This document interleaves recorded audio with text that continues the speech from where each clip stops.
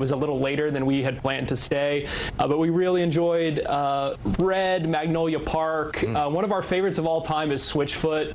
We got to see them, and they always put on a great show. Well, good. I'm so glad you had fun, Garrett. Thank you so much. Yeah, it's a fun event out there, and relatively few incidents. I mean, that's pretty awesome. That's awesome. Yeah, we love to hear that. Yep. All right, we're out of time. Thanks for watching today. See you back here tomorrow.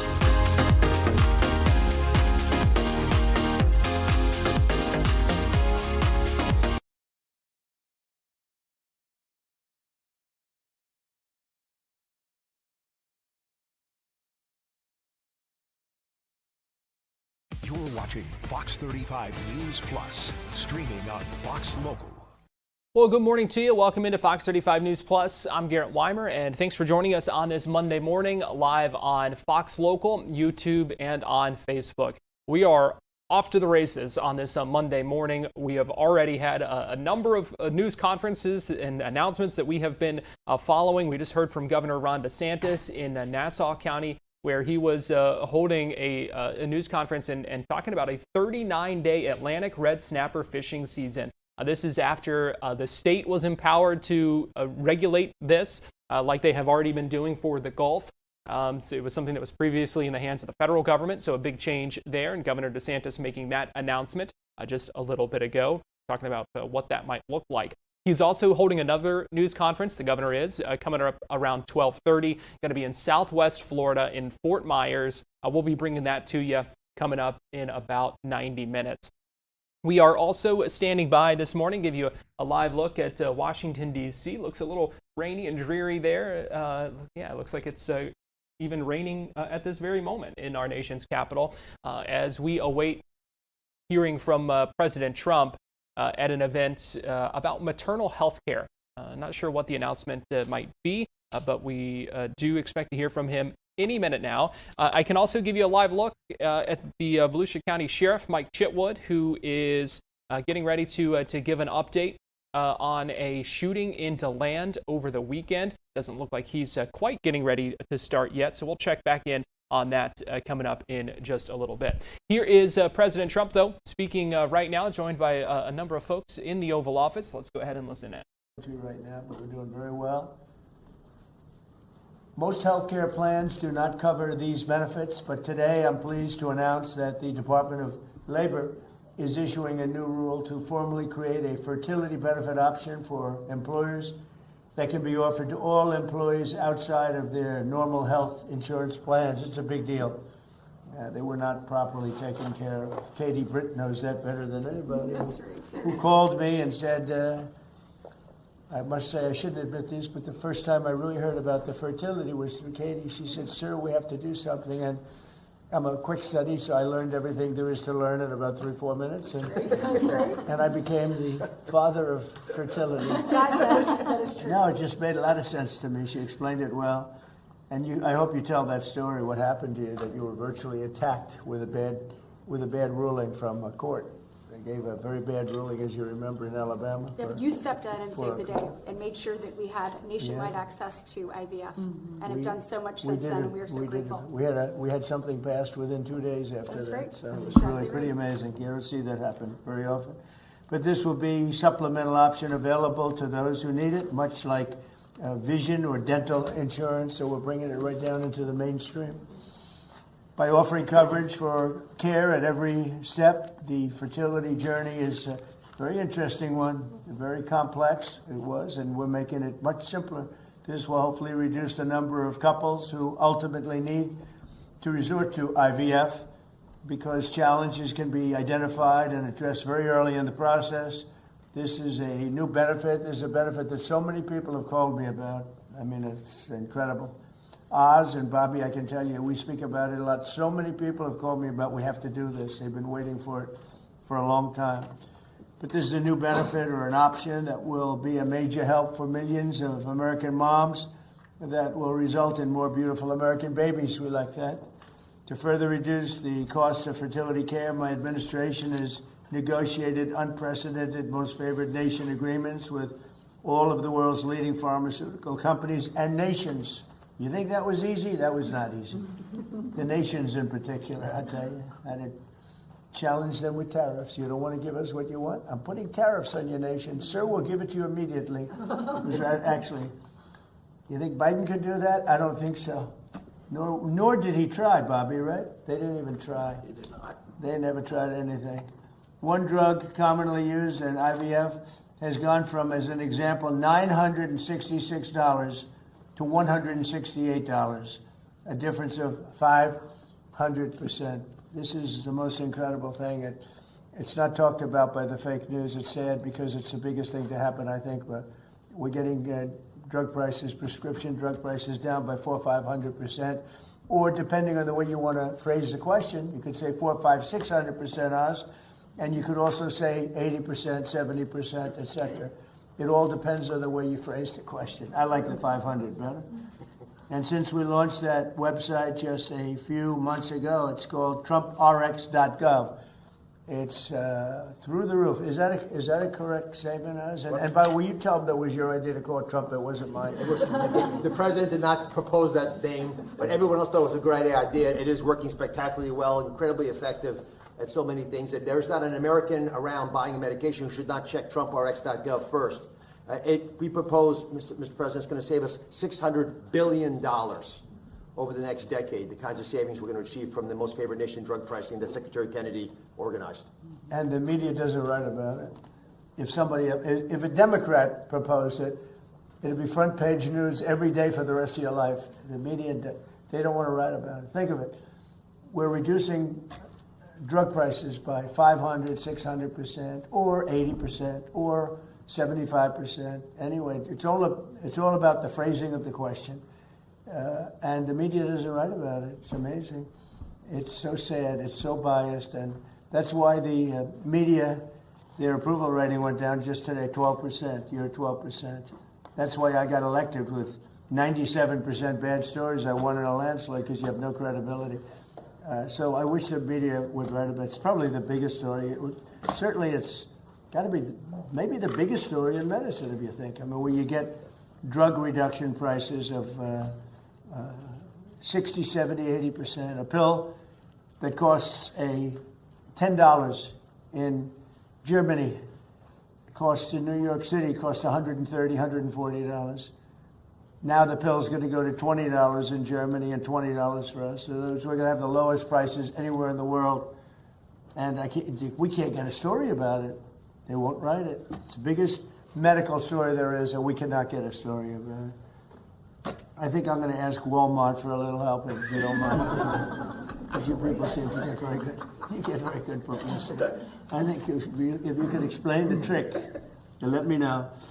But since we launched the website just a few months ago, over 19,000 Americans have used those fertility medicines and discounts and saved more than $15 million just in a short period of time, very matter of weeks. The Council of Economic Advisors projects that the number will rise to $4.6 billion over a fairly small number of years. Nobody's ever seen anything like this. And we had to get the countries. First, we had to get the companies. And the companies were pretty good, but they knew I couldn't get the countries. So they didn't care that much. I think when we got the countries, I think they said, what's going on? And yet, they've done fine. They do more business, and they do it from, they made it up in volume, right? They made it up in volume, as the old story went. There are many other ways our administration is supporting moms and women. We passed the largest working family tax cuts in American history. By far, we passed the largest tax cuts, not only for women, for everybody, but for women. So many working women, we passed the largest tax cuts in history.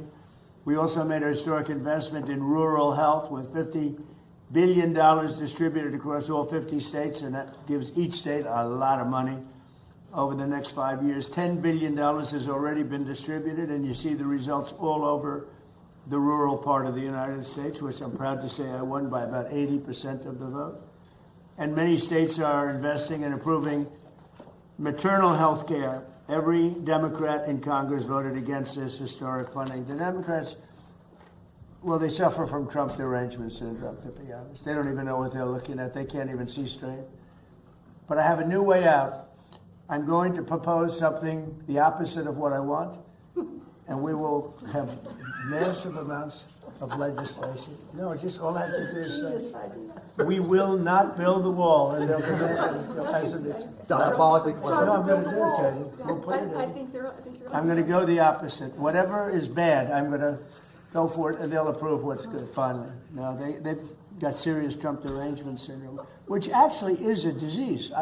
I'm hearing it is actually a disease. It's an honor. Today, we're also enacting groundbreaking child care reforms to improve federal child care programs, including Head Start and Child Care Development Fund that goes to each state. It's big stuff. These reforms will give states more flexible, lower costs, increase options, and empower parents to choose what care works best for them. There's a lot of options that you're going to have. Under this plan, you have, I think, pretty much maximum, Heidi, I think maximum options. And that's what we're looking for, maximum options at the lowest cost. And you've got a cost that if you were here a year ago, or if you were here like during the last administration, you're talking about a cost that would be 8 to 10 times more expensive than what we're doing. And same exact prescription, same exact medicine, same care at 10%. It'll also free up child care funding for hundreds of thousands of additional children to support stay-at-home parents.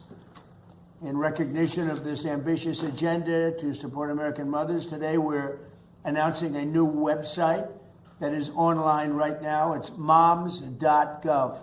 Moms.gov.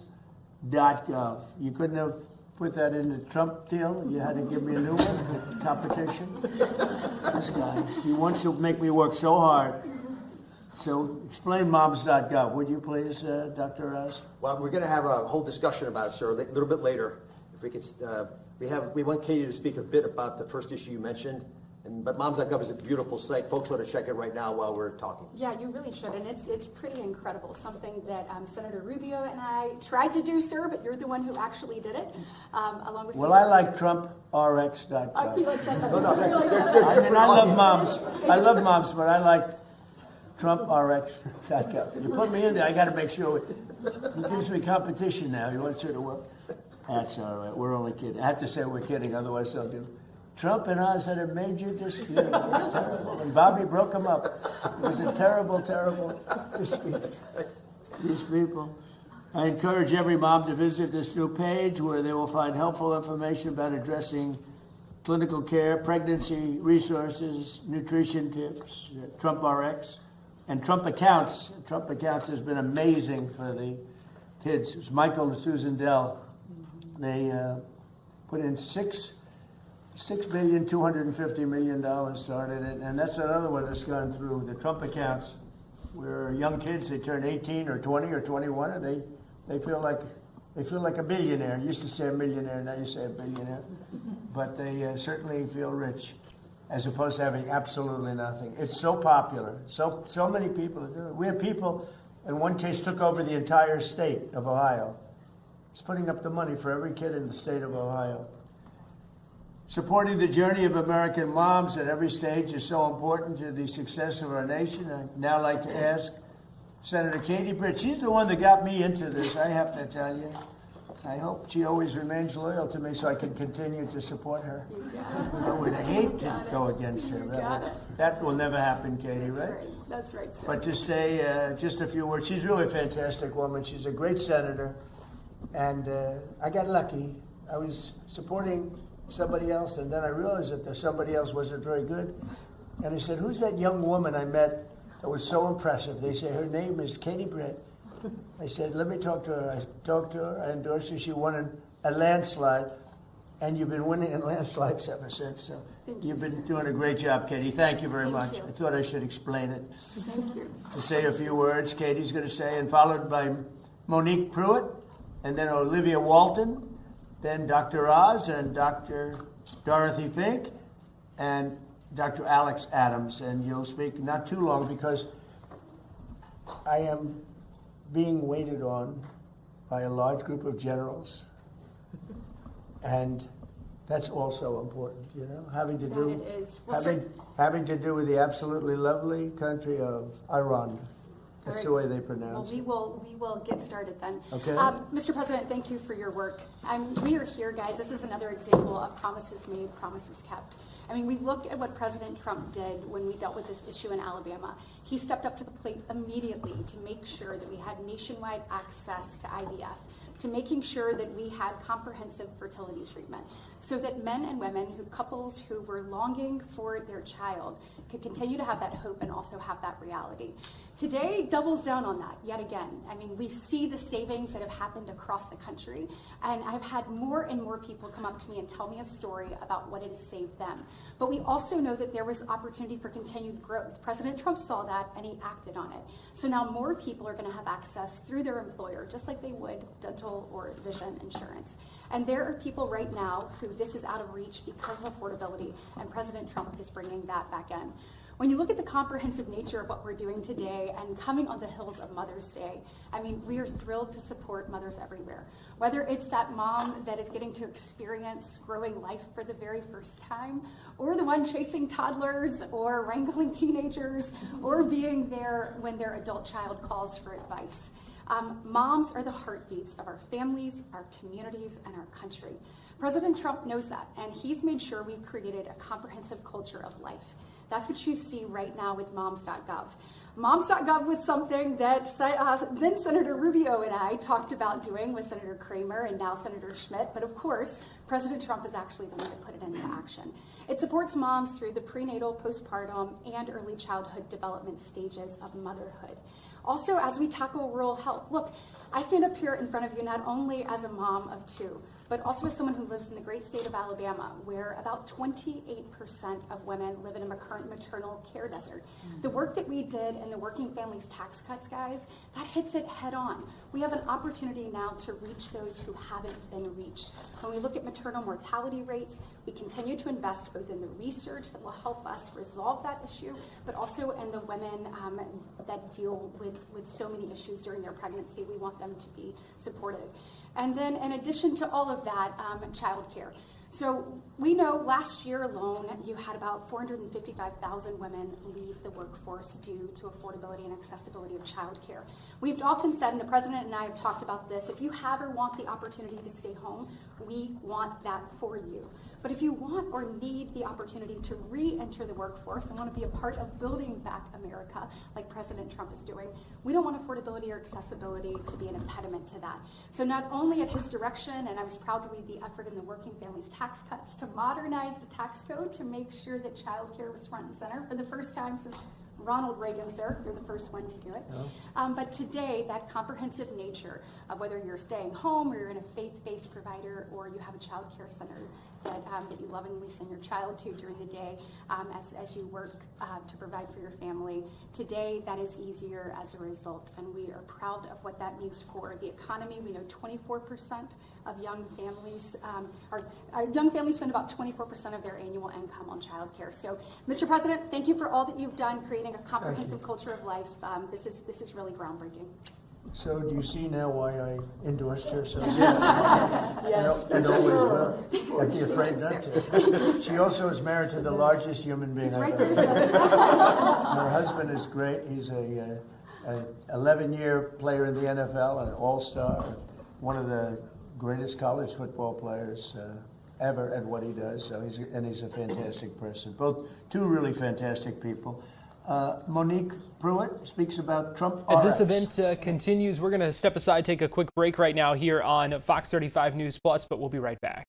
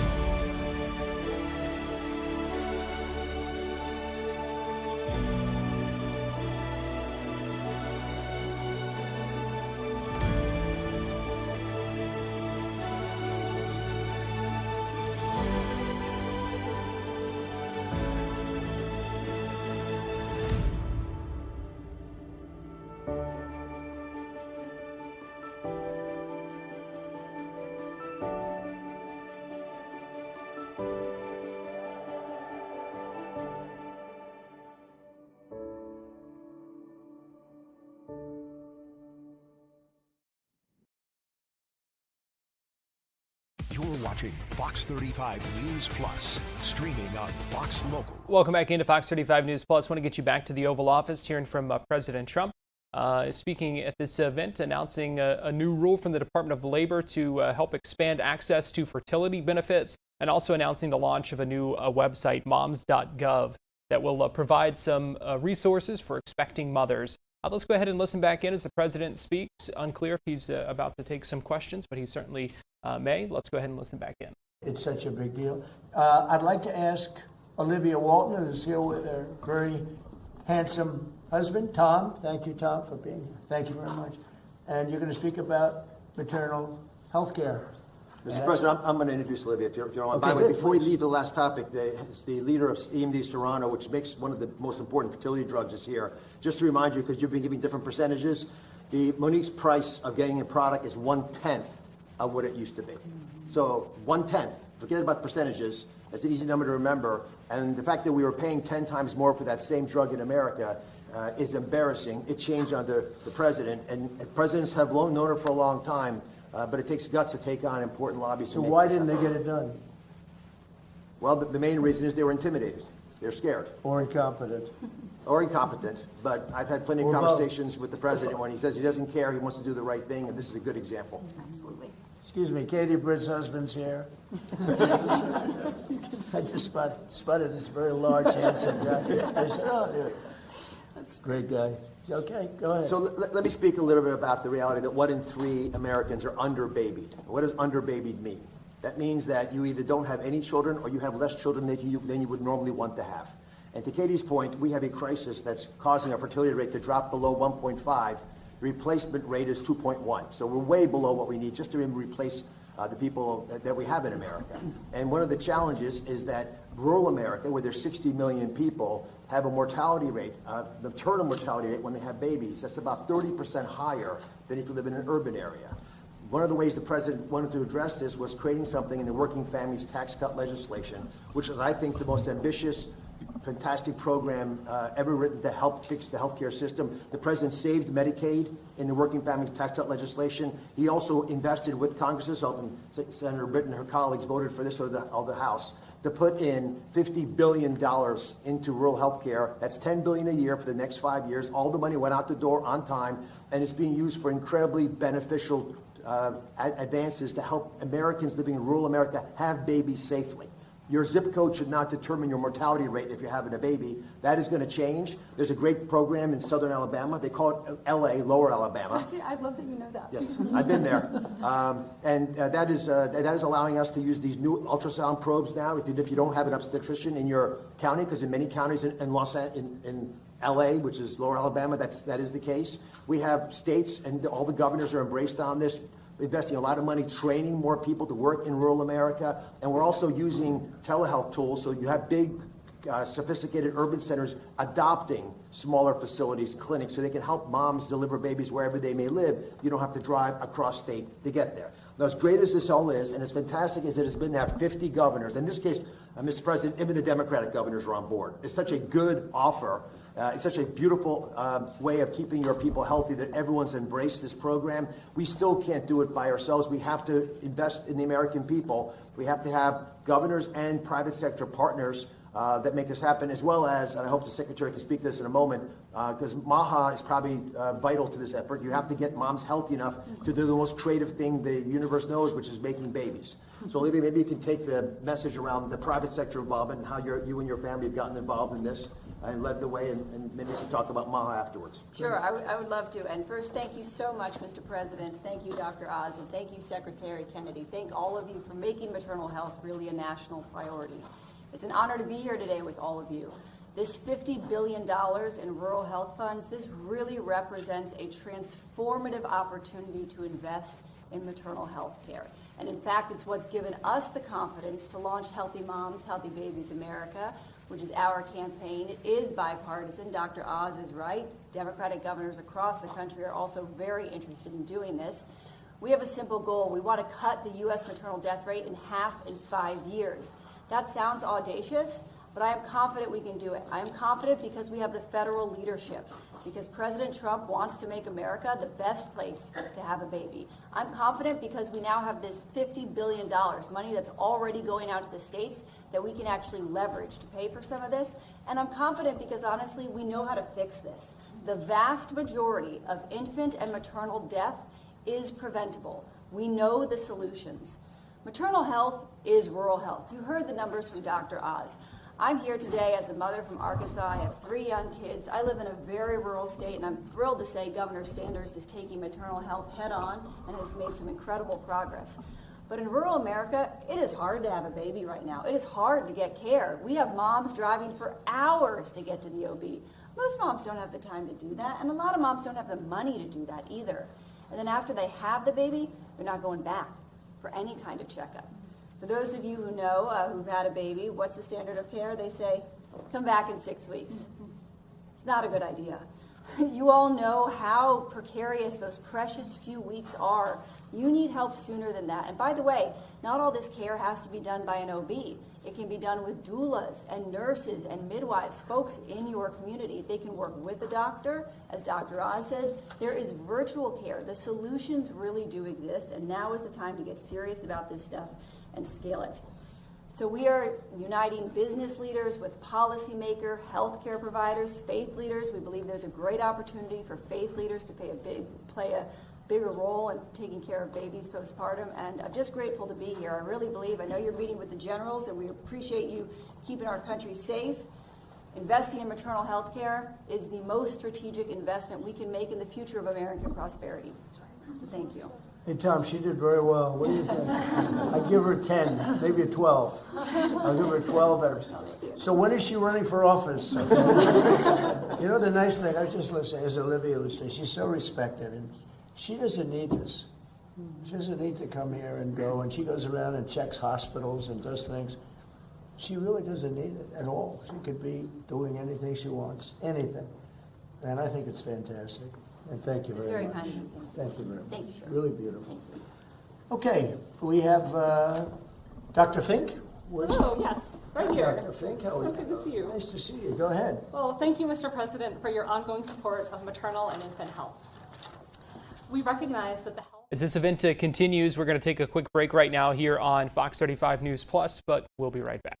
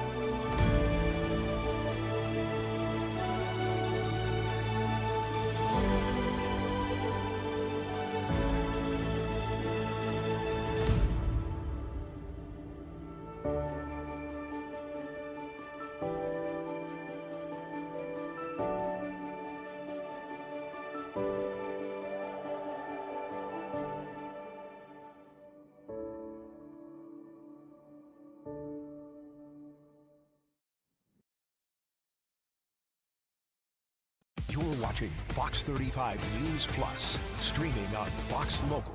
Welcome back into Fox 35 News Plus. Let's go ahead and get you back inside the Oval Office for this event where President Trump has been talking about the fertility benefits, a new website for expecting mothers as well. Let's go ahead and listen back in live right now at the White House. That means bringing faith-based providers back to the table, and it means recognizing the vital role played by home-based providers, relatives, and parents who choose to stay home during the earliest years of their children's lives. Second, we are cutting unnecessary red tape that forced providers to close, limited access to care, and made it harder for working families to find the support they needed. We're moving away from one-size-fits-all federal mandates and instead empowering parents to meet their child's unique needs. And then third, we're strengthening accountability to ensure taxpayer dollars are protected from fraudsters. Under the Biden administration, they essentially backed the Brinks truck up to states and sent the security home. We think Americans deserve better. We will ensure that these funds go to families who truly need support. Our goal is simple: more affordable options, more providers, more choices for parents, and more accountability for taxpayers.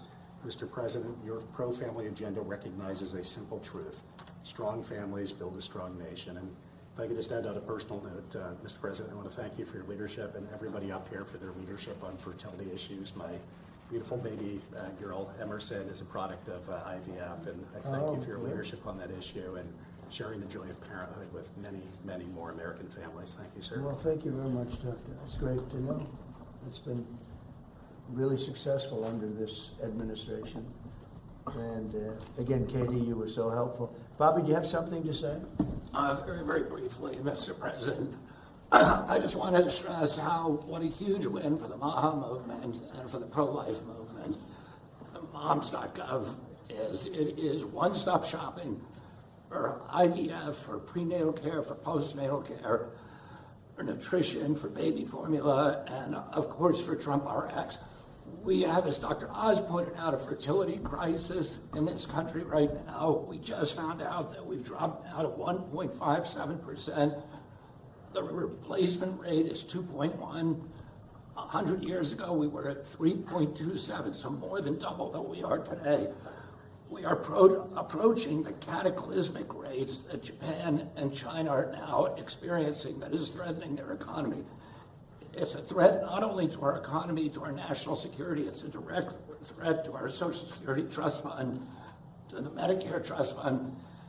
President Trump has directed my agency to find out the cause of the fertility crisis, and that is part of this program. We're looking at the impact of metabolic challenges, which directly affect fertility, of obesity, which affects fertility, of endocrine disruptors, of pesticides, of this toxic soup that our young women are walking around today to try to figure it out. The fertility crisis for women began in 2007. For men in 1970, men had twice the sperm count as our teenagers do today. This is an existential crisis for our country.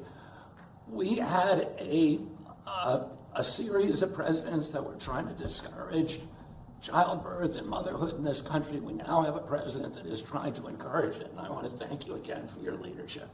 Thank you very much, Bobby. And there's another word, autism, that we're very much involved with. And I have my own ideas, but Oz and Bobby and everybody, they're really focused on it very hard. I think in a certain way, I would like you to look at the payment schedules, Bobby, because I think it's very skewed because of the payment schedules. You understand what I mean? Yes. We're bringing some ideas. I think it Mr. has to President. be. I think it's crazy. I think that's what's happening. Can't pay more for that to a doctor. I mean, every person around is going to have autism. That's what's happening. So, because I really believe that that's very badly skewed. But more importantly, but I would like that done immediately. But more importantly, I think that some great progress has been made as to why, what is this thing that's happening all over the world, but here, what is it? What's going on? And there has to be something because it spiked so much over the last 10 years. It's spiked over the last 15 years. It's gone up many, many times. And I think it's a very important thing to mention. I mention it all the time, having to do with other subjects, and then I bring in autism. Anything having to do with medical, I always bring in autism. On another topic, we're looking very seriously at natural 7-OH and getting that approved, natural 7OH. And we'll take a look at that very strongly. I think Oz and everybody were looking to see if we can do something there. A lot of people are asking for it.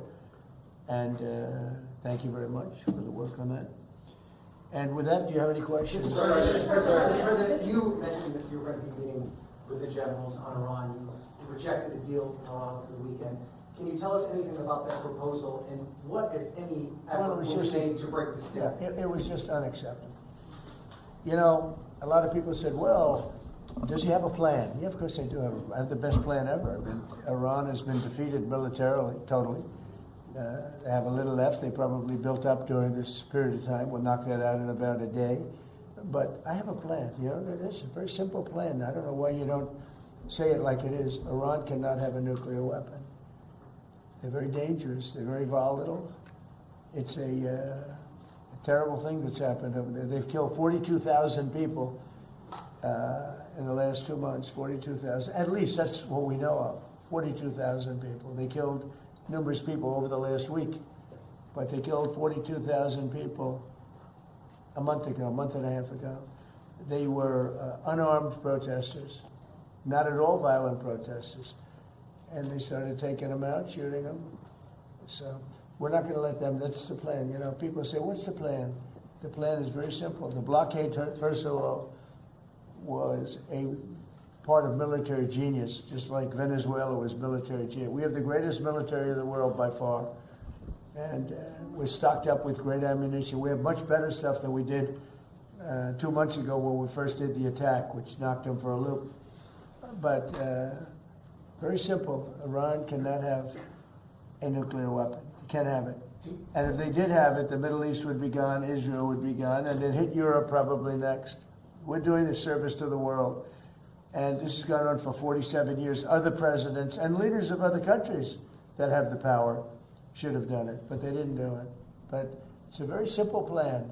Iran cannot have a nuclear weapon, and they won't have a nuclear weapon, and they didn't want to go that far. If you can believe it, they didn't. How stupid. Are they stupid people? They didn't want to believe it. They think that, well, I'll get tired of this, or I'll get bored, or I'll have some pressure, but there's no pressure. There's no pressure at all. We're going to have a complete victory. We've already, in theory, had a complete victory from the military standpoint. The military, look, their Navy is dead. They had 159 ships. Right now they have 0, other than the little speedboats that go around that got taken out 8 a day by us. They have no Air Force. They have no anti-aircraft. Now, they probably put the shoulder jobs into service over the last 3 weeks, probably. But essentially, they have no anti-aircraft, they have no radar. And frankly, their leaders have been killed at the first level, second level, and half at the third level. And then they come back and they want to negotiate, and they give us it's a stupid proposal. And nobody would take it, although Obama would have taken it, Biden would have taken it. What they took was far worse. So we stopped them twice. We stopped them when I terminated the worst deal probably ever made in the history of our country in terms of defense. That was the Iran nuclear deal penned by Barack Hussein Obama. That would have given Iran a nuclear weapon within a year. They would have had it years ago. I terminated that in my first term. And then when that beautiful plane right there hit them hard, we really hit them hard. And they told me, I want to just tell you this, because they like to say, oh, well, maybe it wasn't that hard a hit. Iran told me very strongly, because they intend to give us the nuclear dust, as I call it. It's easier than talking about other terms, because it's a term everyone knows. But the nuclear dust, which is what we hit, they told me, number one, you're getting it, but you're going to have to take it out, because the site was so obliterated that there's only 1 or 2 countries in the world that could get it. It's so deep and got hit so hard that there's no way they have the equipment to move it. You and China are the only 2 countries in the world that could take it out. So we talked about it, and they said, you'll have to take it out because we don't have the capability of doing it. So for those people that like to say that those great pilots in those great planes, well, we just ordered 22 more of them, new and improved, that those great pilots didn't do their job. They did their job. At 1 o'clock in the morning with no moon, no light, no nothing, every single bomb hit its targets. And then As you know, we shot some incredible things that nobody else has. Nobody has a military like we have. We shot the Tomahawks from a submarine 200 miles away, and that went on top of it. But every one of those, including the Tomahawks, every one of those weapons and shots hit perfectly. And they said to me, just to put it on the record, they said to me, there are only 2 countries in the entire world that could ever get that stuff out of there because we don't have the equipment and nobody else. They said China and the United States. So I just want to let you know, those pilots did an unbelievable job, very dangerous job, at 1 o'clock in the morning. Think of it. No moon, no nothing. We had no light, purposely. And every single one of those bombs were right down an air chute in a granite mountain that exploded. And they are unable to get it, even if they wanted to. But we're not going to take a chance. So that's part of the deal. So, sir, are you saying that they agreed to allow the removal of all their enriched uranium? Yeah. Well, they did it 2 days ago. They didn't, okay? They did 2 days ago. They said, you're going to have to take it. We were going to go with them. But they changed their mind because they didn't put it in the paper. So when they sent us this document that we waited 4 days for, that should have taken 10 minutes to do, look, very simple.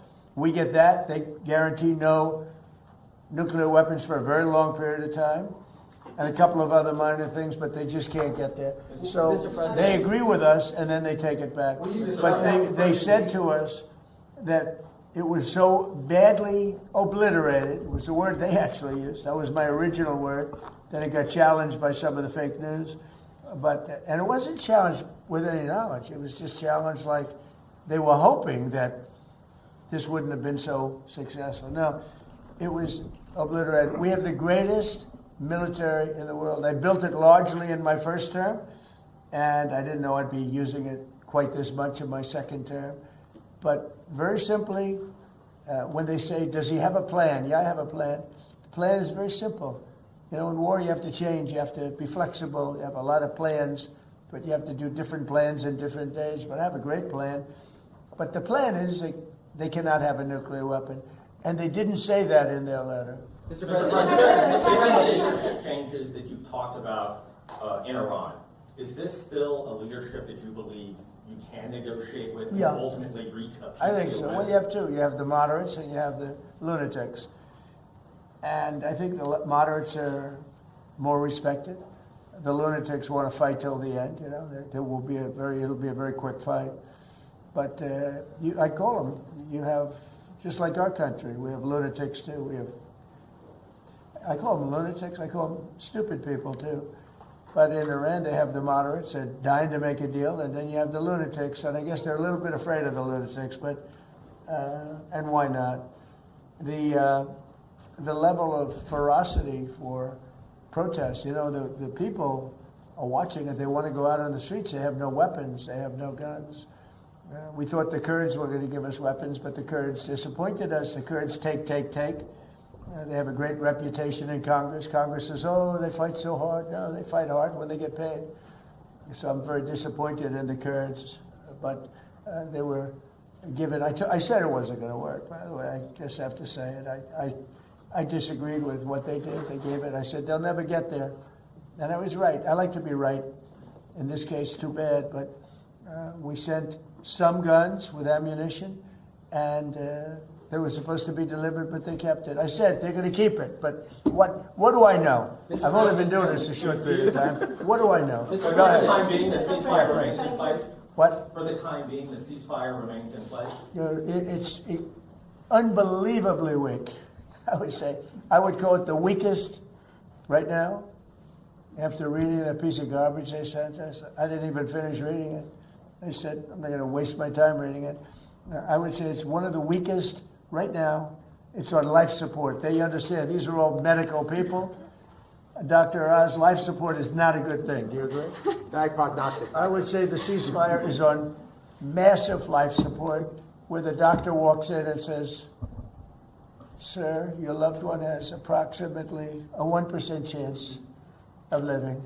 Yeah. Mr. President. Daniel, go ahead. Yep. One of the best reporters in Washington. Thank you, sir. Dr. Oz referenced this a little earlier. 2 questions on healthcare, if I can. The Council of Economic Advisors released a report saying that the most favored nation drug deals will generate about $529 billion in domestic savings over the next 10 years across all markets.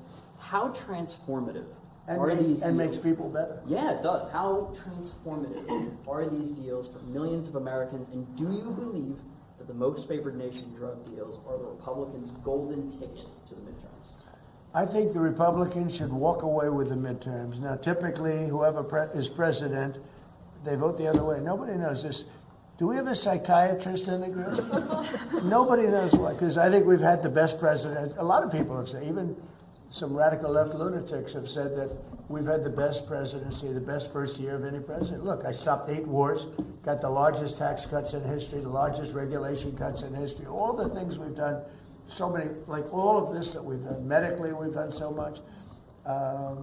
We did a thing called Right to Try at my first, and I could never understand it when I was a civilian, which wasn't so long ago. I haven't been doing it that long, but I always used to marvel at the fact that if they had a great drug and it had to go through the FDA, and the FDA guarded it and said, you can't use it, and if a person was terminally ill and the drug was showing great promise, the person's terminally ill, they wouldn't give it to the person because they didn't want to hurt the person.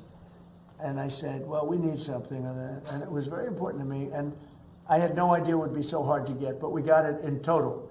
We got it in full. It's called Right to Try. That if you're terminally ill, you have the right to try a drug that has not gone even anywhere near final. If it shows even a little promise. And we've saved thousands of lives. It was very hard to get because the insurance companies didn't want it, the doctors didn't want it, because the doctors didn't want to be blamed. The drug companies didn't want it because if it didn't work, they didn't want it on their record. So what we did is we said, we're not going to count it on your record. If somebody's terminally ill and they take the drug, it doesn't work, we're not going to count it on your record. We'll have another record, a little smaller one that not a lot of people look at, but we're not going to count it on your record. So Right to Try has been one of the great successes. Again, nobody talks about it. We've saved thousands of lives on us, but you know what is maybe even more important? We've learned very quickly that some drugs work and some drugs don't. In other words, some drugs take a person who's terminally ill, and there are numerous cases, and without waiting 7 years, 10 years, by the way, we think we've cut it in half, but you do need a period of time. Without waiting many, many years, we know the drug works because we've taken people that were dead. We had a person given the last rites, gone. The kids are crying and started them on this drug, and the person became better. It works, and some don't work. But you learn really fast. It's called the ultimate test, I think, right? They test all these things. They use animals all over the place. They use everything to test. Person's going to die. So they didn't want it because they didn't want to be sued. The drug companies didn't want to be sued if it didn't work. The country didn't want to be sued. So I got everybody into a room, and I said, we're going to do this, but if anybody uses it, they have to sign a document. They sign a very strong document that they're not going to sue the doctor, they're not going to sue the country, they're not going to sue the manufacturer, the pharmaceutical company, they're not going to sue anybody, but we're going to give it a shot. It has been, Right to Try has been so successful. It's been amazing. Nobody talks about it, but everyone knows how successful. Mr. President, there was a young man that we visited actually in Los Angeles, who's taking advantage of this program. Katie actually spoke to him by phone. It's from Alabama. He reached out to you directly, and this is the same program that benefited him. And just to put numbers on the Council of Economic Advisors, it's between 500 and whatever it was, 30 million that you said, and $700 billion in savings. So we estimated $600 billion in total savings, and the impact on the American people, Mr. President, is 1 in 3 Americans leave a drugstore without their medication because they can't afford it.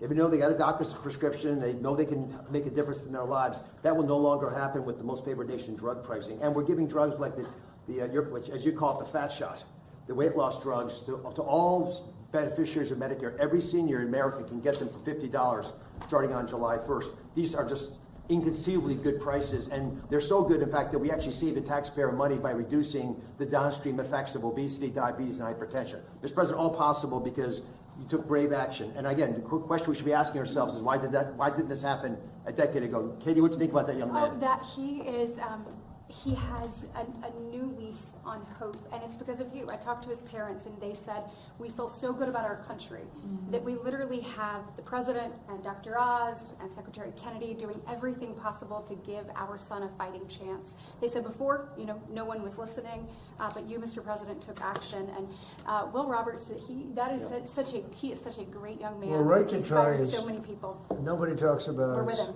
Thousands of people, but it's also like this incredible laboratory of people that they're finished. They're terminally ill. They're not going to live. And we weren't given, and this went on for years. This went on, Madam Secretary, you're doing such a good job with prices, agriculture. How's the beef doing? We got to get the beef down. We're working on it. It's the only thing. We got to get the beef down. But it's becoming more affordable. This was so incredible because, and I marveled at it for 30 years of saying, why? I'd have friends that were terminally ill. You'd meet people. They were really in bad shape. They weren't going to make it. And they couldn't get a drug that looked like it was going to work. They couldn't get it. They asked me to get it. You have contacts. Could you get it? Couldn't get it. You go to jail if you get, and they were going to die. They'd die 3 weeks later, 4 weeks later. And we're saving a lot of people that were gone, that were terminally ill. And what we're doing is producing almost immediately. You can almost immediately approve these drugs.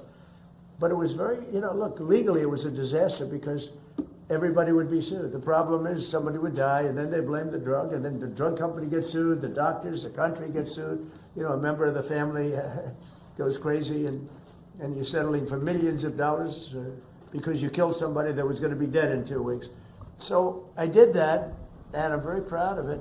The other thing, doctor mentioned the fat drug. So think of it. $87 it would sell in London and $1,300 in New York for the exact same box made, I won't name the company, made by the same company in the same facility. $87 in London, $87 in Heidelberg, $87 in Paris, $1,370 in New York. And this went on for a long time. And I must tell you, he could be a famous guy. He's begging me not to release his name.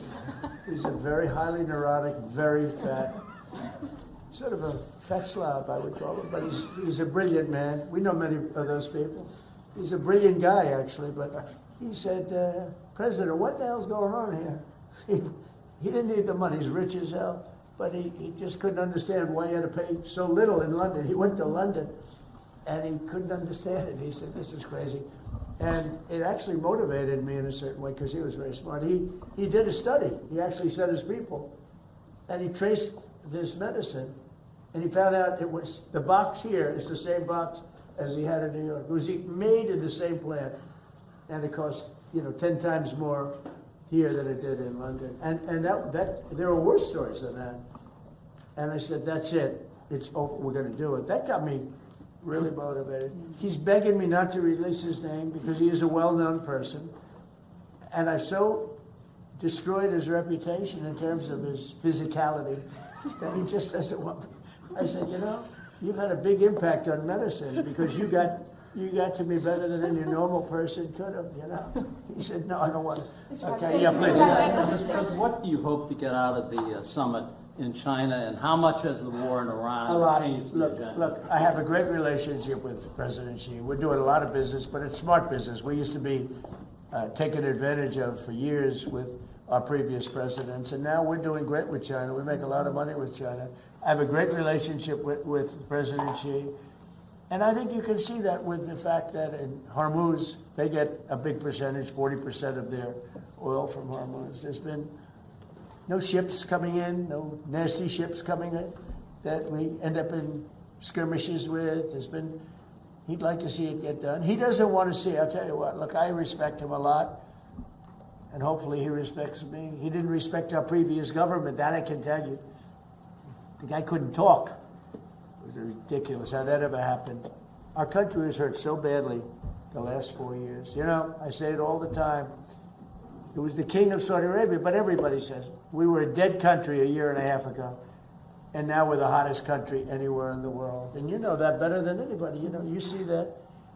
Olivia sees that. You see it in the numbers. Look at the numbers. Look at the stock market. The stock market is now higher than it was when this war started. So I thought that would go down 20, 25%. It was fine. You know, I'm willing to say a terrible expression, take a bullet. It's a terrible expression, especially when it's used by me. But I'm willing to take a bullet for the country. And I said, look, the stock market's going to go down, but we're going to have a threat of lunatics having a nuclear weapon. I deal with them. I say it to them. I say, you people are crazy. I deal with them. They talk differently. I say, you're crazy. You're crazy people. You're nuts. You're not having a nuclear weapon. They think they can talk me into it, and they don't do very well with it. But they know how I feel. They can't have a nuclear weapon. They would use it within an hour after getting it. If the Obama deal wasn't terminated by me, they would have had it 6 years ago. And they would have used it immediately on Israel and also the rest of the Middle East. You saw that when they started shooting rockets. Nobody thought Saudi Arabia and Qatar and UAE were going to get hit, or Kuwait, Bahrain. I think it was a tremendous strategic mistake, and they wasted those missiles. We have the Patriots that knocked them down every time. You know, I told the story, we were shot at one of our great assets, happened to be a ship, great ship, 111 missiles going at very high rates of speed, sophisticated equipment. And, you know, that's all they did is build missiles, thousands of missiles. Who does this except for people that are looking for trouble? We had 111 shot at one of our ships over a very short period of time. Out of 111 missiles going at 3,000 miles an hour, all 111 missiles were knocked down into the ocean long prior to arriving at the target. And the coolest guys are the guys that do this. You know, they're not brawn, they're brain. They sit there, missile shot. You got to see it happening. Missiles coming. They got like about 13 seconds to make a decision. It's not like, gee, let's figure it out. They make a wrong calculation. You know, you lose a lot of men, and a lot of $1 billion times 10 ships. So, but there's a level of going 3,000 miles an hour. Okay, we have it in our sight. Fire, boom. 10 seconds left. Let me tell you, they need smart people. Mm-hmm. These people are smart. Amazing. And they're so smart that they're cool. You know, under the calculations for some people are very tough. For other people, not so tough. There's, you know, about 1%. There's not too many. There's not too many people around like that. I say, a lot of times I'll call these gunners because they're phenomenal geniuses. You know, where did you go to school? I went to MIT. Where did you go to school? I went to the best schools. Smart. Got to be smart. We have the greatest military of the world. Okay. Just as President, back to motherhood. Your one big beautiful bill. I like that. Because this is about motherhood, not about the beautiful country of Iran. Go ahead. You all heard me here. Your one big beautiful bill defunded Planned Parenthood for 1 year, but that expires on this July 4th. Would you like Congress to use? Well, we're going to see what happens. Congress is now negotiating. We've been very good for the people that want it, for the people that are here, and we'll see how that goes. It's been a very thorny, to put it mildly, it's been a very thorny issue. It's all under negotiation right now. Yes, ma'am. Would you like to see that defund? Yeah, go ahead, please. Thank you, Mr. President. What do you think about the handling of the hantavirus by the U.S.? I think fine. Do you regret withdrawing from the WHO? No, I'm glad. So we were paying the World Health Organization $500 million a year. Look, it's a lot of money, but in the overall scope, it's not that much, but it's a lot of money. And we weren't being treated well, and they were making the wrong diagnoses. I was the one that said it came from Wuhan. They didn't say that. They refused to say that because they were totally owned by China. So I was saying it came from Wuhan. They didn't want to say that. Now it's turned out, I think it's been conclusive that it came from Wuhan. But I said that on the first day because I saw satellite pictures with body bags all over Wuhan, literally all over Wuhan. So I said that they lied to me or they didn't know. So we were paying for, let's say, 350 million people. We were paying $500 million a year to the World Health Organization. That's a lot of money. What the hell are they going to do with that kind of money? And China is paying $39 million a year for 1.4 billion people. So I said, you know, you got your story wrong because we should be paying about $10 million, not $500 million. And they were willing to negotiate, but it was so popular when I pulled out. They gave us all wrong information. On COVID, they were totally wrong. And I looked today and I saw the same doctor that was there. He's a good politician. I don't know how the hell he kept his job, but he was there telling us about this. Now, the one thing with this one is that it's much harder to catch. And we've had it for a long, it's been around for a long time. People are very familiar with it. So, you know, I hope it's fine. All I can do is everything that a president can do, which is actually somewhat limited. But it seems like it is not easy to spread. In fact, it's in certain ways very hard to spread. It's been, we've lived with it for years, many years, and we think we're in very good shape. We're very careful. And Nebraska has done a fantastic job. They have a place there that those doctors are unbelievable, the job they've done. Yeah, please. Mr. President, are you going to suspend the federal gas tax? Yeah, I'm going to reduce until let me tell you, as soon as this is over with Iran, as soon as it's over, you're going to see gasoline and oil drop like a rock. Going to be dropping down like a rock. I mean, already, look, just on the basis of, you know, things have happened. When it first came about, 20% of the oil came out of Hormuz. That's a lot.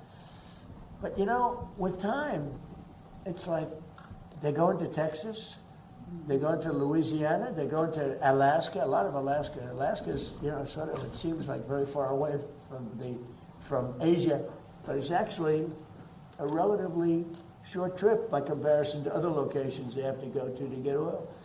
And they go into Alaska. In fact, our big problem is we're building bigger docking, to fill up. But we have, we've become very big on the filling station. We're a big filling station.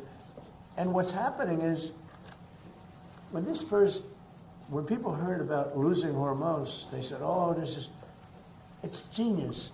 They're finding other locations. And some of those people, I spoke to them, companies and countries, some of those people are going to continue to go to Texas. They like it better. They said it's an extra 45 minutes. They like it better. And it's sort of amazing, you know. It found its way. So a lot of people thought oil would go to $250, $300. It's not. I mean, today it's at less than $100. Think of that. Now, when this ends, you're going to see it drop like a rock. How long are you going to suspend that tax for? Till it's appropriate. Yeah. Mr. President, it's a small percentage, but it's still money. Mr. President, do you still believe a diplomatic solution is possible with Iran, or do you only have military options left? No, I think it's very possible. Look, I've had to deal with them 4 or 5 times. They change their mind. They're very dishonorable people. The leadership. Don't forget it's the 3rd level. The 1st level is God. They were unreasonable. The 2nd level is more reasonable. The 3rd level, nobody wants to be president, you know. They say, who wants to be president? There's nobody raises their hand, you know. But they change their mind. I've had that in business many times. The mind changers, you call them. These people that you make a deal, and then the next day they send you a document that takes 5 days to get there when it should have been there in 20 minutes. You know, it's a pretty simple document. They will never have a nuclear weapon, yeah? Thank you, sir. I was speaking with Claire Lai this morning. She's the daughter of Jimmy Lai, and she told me that she's been praying and hoping that you'll be the one that brings her dad home. She says, of any administration, she thinks you're the one that could do it. You said Jimmy Lai. Jimmy Lai's daughter. And there's another gentleman, a minister, pastor, as you know. I'll bring them both up. I brought it up before. Jimmy Lai I brought it up. The other one I just heard about this morning, actually. And I do bring that up. You know, we've gotten, I don't know if you've been reading, John Cole, who's a great lawyer. He was a tobacco lawyer. Great guy. I won't say he's an older guy because he may be offended by that, but he is. He's a little older. And he's a wise man, actually. He made a fortune with the tobacco. He did the first tobacco lawsuit.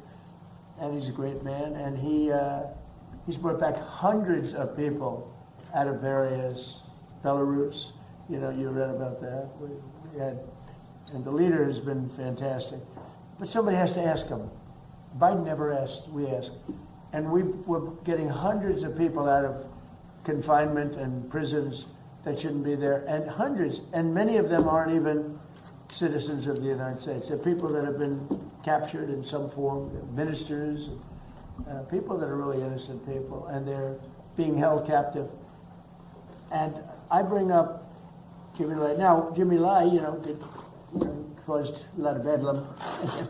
I don't know.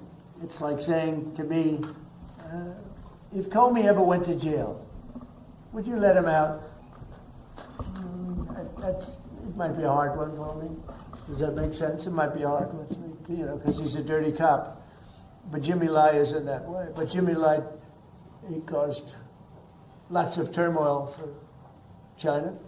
He tried to do the right thing. He wasn't successful, went to jail, and people would like him out, and I'd like to see him get out too. So I'll bring him up again. I have brought him up.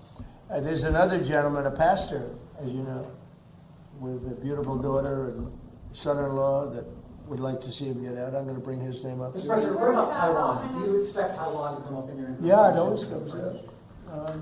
It always comes up. It's. I used to say Ukraine would. 4 years you never even heard the word Ukraine. It was never going to happen. And it was handled so badly, Ukraine. Ukraine should have never come up. They lost last month 25,000 soldiers, both sides. 25,000. They're losing on average 25,000 soldiers. It's like a meat grinder. It's horrible what's happening. That would have never happened had the election not been rigged. That would have never happened. And Putin and I would talk about it, but there was never any, he would have never done it. Taiwan, I equate it a little bit to that. If you have the right president, I don't think it'll happen. I think we'll be fine. I have a very good relationship with President Xi. He knows I don't want that to happen. Very far away, very, very far away. We're just at 9,500 miles. We're 9,500 miles. He's 67 miles. It's a little bit of a difference, but there's a lot of support for Taiwan from Japan and from countries from that area. Do you think we should still be selling them weapons? The United States. Well, I'm going to have that discussion with President Xi. President Xi would like us not to. And I'll have that discussion. That's one of the many things I'll be talking about. We'll have he and I have gotten along well. Other than with COVID, I was not. I was just not accepting of what happened with COVID. But other than that, he and I have had. He's a great gentleman. I find him to be an amazing man. And when I say that, the press always says, "Oh, that's terrible that he called it." He runs 1.4 billion people with a pretty iron fist. He loves his country, I can tell you that. President Xi. I look forward to being there. And if he felt anything, we wouldn't be doing it. But a lot of good things can happen. Now, we'll be talking about, he'll bring up Taiwan, I think, more than I will. But I think that a discussion will be a little bit about energy and about the very beautiful country of Iran. Mr. President. And by the way, Iran is a beautiful country, but it's got people running it now that shouldn't be there, perhaps. Mr. President, just a couple questions. Outside of these amazing benefits from employers for IVF, there are a lot of women out there who either they work part-time or they self-pay for health insurance. Is there an option for cheaper IVF for those women? And what would you like to know? For IVF, bring it down to the cost that's associated. I don't know. Olivia, could you answer that question, please? We're trying to make. Putting her through a little training here, Tom. See whether or not she's got it. I have no doubt she does. Just a softball from the president. And healthy moms, happy babies, America. Let's give this one to Olivia. We are focused on making America the safest and best place to have a baby. The IVF question, I think, can probably be better hit by Senator Britt and Dr. Fink and others. Yeah, so what we're trying to do is obviously make sure that people have greater access and that the affordability goes down. We did that obviously with what you saw from the president last year and the 2 different announcements he made. We've seen, over, thousands of people have more access with regards to affordability. I think we've saved about $15 million, but we know that this is going to go up to the tunes of billions of dollars with what we're doing here. With being able to allow employers to do this, we think it will ultimately drive down to each and every person. So that is the point. The more that people are able, we want to get, as Secretary Kennedy said, we want to get to root causes as well. So we want to make sure that we are treating the entire issue, not just putting a Band-Aid on it and moving on. We want people who want to bring life into the world to have that opportunity. We do believe that this will do that. So a combination of allowing this to be available, but then also the affordability element. I think it's down, as he said, some of these drugs down 80% from a year ago, some down 40% over a year ago. So it's a really exciting time, and we do think that this will ultimately be able to reach all Americans. But a lot of people don't realize it's available. I spoke to people, they don't know about the Trump, they don't know about any of these things, and where you're saving so much money, where they can actually afford it. When you get prices down to just a tiny fraction of what they used to be, that's one of the reasons I don't need it for myself. I get enough publicity. But I need it to inform the public. A lot of people, like your question's a good question, but a lot of people don't know IVF and so many other things that can help them, that they assume it's so expensive it's not within their price range and they're not going to be able to afford it or even think about it. And then they hear about these numbers. And in addition, there's some help that we give them beyond even the low numbers. Mr. President, only 1 in 3 Americans know what TrumpRx.gov does. It would be a great service. I know he kids you a lot about this not getting reported appropriately, but there is no excuse to buy drugs. Make sure you're getting the best.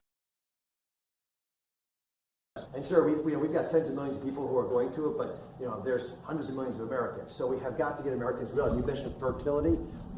Fertility drugs are probably a third of the cost of the entire process. For those to drop by 90% dramatically changes the equation. They're private companies who are now taking advantage of the whole group of individuals who can get access to fertility medications and the treatments that go with them. And as the services get better, we make them more affordable, we'll have more Trump babies. Yeah, and we hope that lays the groundwork, though, so that anyone has an ability to receive these. And also remember, this is all on Moms.gov as well. Yeah. That's one thing we're trying to do is make sure that we are pushing people to all of these resources, because when you either want to have a child or you find out you have a child, sometimes that's a very exciting thing. Sometimes, you're a little overwhelmed. We want all of those resources to be in one spot so that we can help these women in their journey to motherhood. And when people hear how inexpensive it is relative, they can't even think about it. Now all of a sudden they say, I can afford that. And they get help also in affording it. There are ways of getting help to afford even those low prices. How about one more last question, please? Thank you, Mr. President. What do you say to infectious diseases experts who say they are worried the country may not be prepared to deal with something like hantavirus because of all the HHS, funding and staffing cuts? Well, I think we take care of that. Do you want to answer that? It's just not true. Jay Bhattacharya is taking this task on. Secretary Kennedy is involved with them. He can speak to it perhaps even better than, frankly, best in the room. But the country's prepared. The CDC is focused on it. And the agency is well aware of the opportunities to actually treat this problem, not just try to prevent it in the future, but treat it if it happens now. Secretary?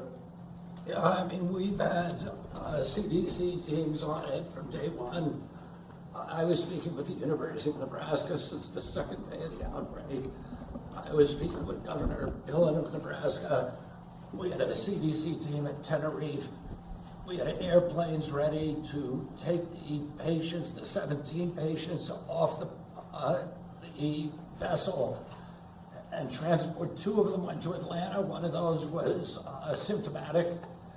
They're in a biocontainment lab in Atlanta. The other 16 are now in Nebraska. One of them is symptomatic. He is in the biocontainment lab.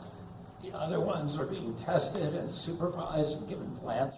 President Trump continuing to take questions inside the Oval Office. We'll want to go ahead and get you now. Listen to Governor DeSantis, who is speaking live right now in Fort Myers, about 15 minutes ahead of schedule. So let's go ahead and listen in here. Tourism, tough for the economy. And so we launched a really serious effort at Everglades Restoration, building the C-43, C-44 reservoir, and all that's been done. Under my tenure, we did huge amounts of support for water quality, all these different things that are really important, not just to the environment, but Florida's economy and our way of life. And then, of course, we got whacked with Hurricane Ian in 2022, and we worked really hard to get people back on their feet on that. I know it's a difficult thing when you have a storm of that magnitude, but I would say that if that had hit other parts of the country, they would have had a much more difficult time getting back than what we did in Florida. And that's partially because we've got good resilience among the population. We also have a lot of folks that stepped up and did the right job. So that's been something that's been a very, very big deal. Obviously, we did, of course, have Helene and Milton, not as impactful as Ian was to this particular part of Florida, but still had impacts. And last year we didn't have any hurricanes at all to hit the continental United States, not just the state of Florida. Now we're going through. We've had a real serious drought, not just in Florida, but throughout the Southeast. And we've got a lot of guys that have been working hard on that. We have our emergency management division working with our forestry division and the agriculture consumer services department, who oversees the fire protection, to beat back a lot of these things. They've done a great job. A lot of work there and a lot of work likely. Now, the weather will turn at some point and you will start getting rainy.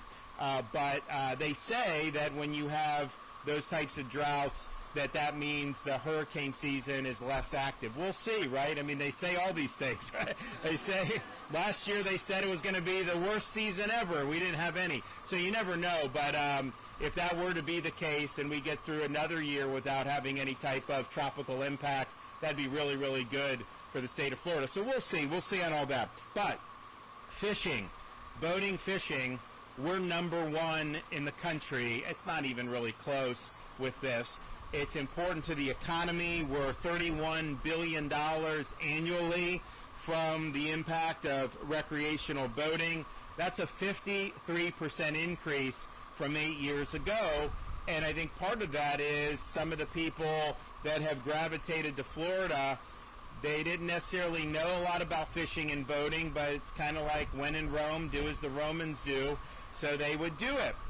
And some of them didn't know how to drive the boats, and we had problems in like Biscayne Bay and some of these places around the state. But I think that's working itself out. But the reality is it was been a great period for our boat manufacturers. I mean, they've done amazing here in Florida. It's been good for the bait shops and the places that are selling all these different equipment. Of course, we did a holiday, both the Freedom Summer Sales Tax holiday and our Second Amendment holiday. You know, that included the Second Amendment, no tax on bait, on tackle, on rods and reels up to $75. I mean, you name it. If you were somebody that wanted to be out fishing, you would be able to save quite a bit of money because of the sales tax holiday. And we're very proud of doing that as well. Now, be able to go out and actually do it is important.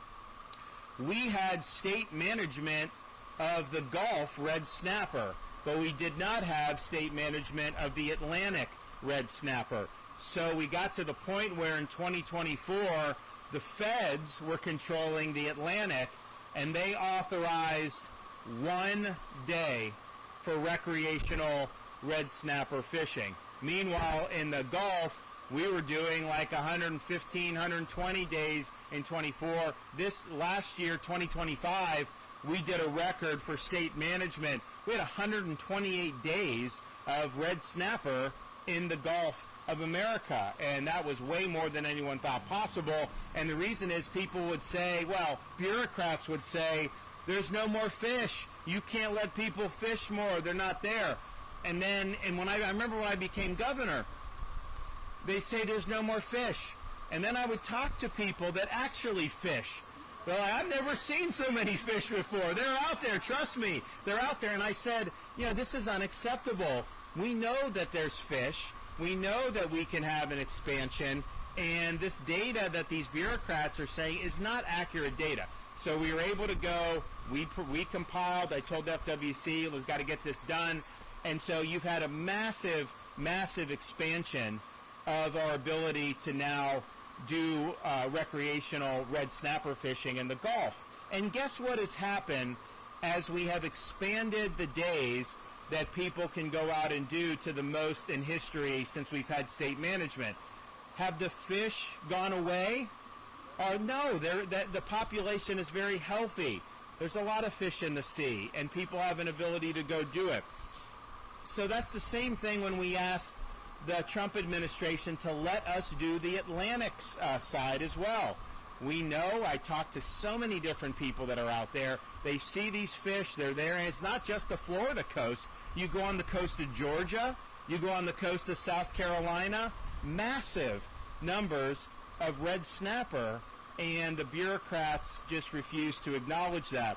So we worked very closely with the Secretary of Commerce, Howard Lutnick, with the rest of the Trump administration, and this was a priority for us when they came in last year. We said we were going to get it done, and today I was able to announce down over in Amelia Island on the east coast of Florida that we do have state management now, and we are going to go from that 1 day in 2024, 2 days in 2025. The first year of state management, we'll get that up to 38 days for 2026. And that's just the beginning. You're going to see a lot more just like we did on the Gulf side. Now, the Gulf side, we've been at this a lot longer. We've been able to do it in a way that I think has been very, very successful. And people really appreciate being able to do this. It's not just about the businesses that benefit, although they do, the folks that are involved in fishing.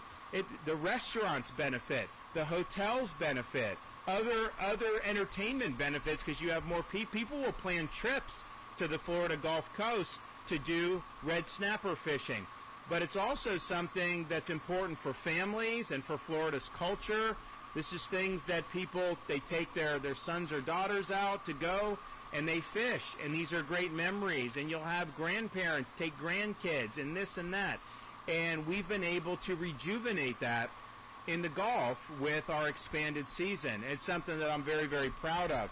Well, we didn't want to rest on our laurels, and so even though we've gone from when we broke 100 days, that was like a really big deal. People were really, really happy about doing that. And then what we did this year, pretty much all the holidays. We did Memorial Day last year, July 4th, the Christmas, Thanksgiving. you name it. We got it in there.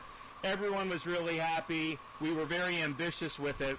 But I also said, I was like, all right, you do that. You got to raise the bar a little higher. We got to do it again next year. So I'm pleased to be able to announce that the 2026 Gulf Red Snapper recreational season will be another record-breaking season and will last a record 140 days in 2026.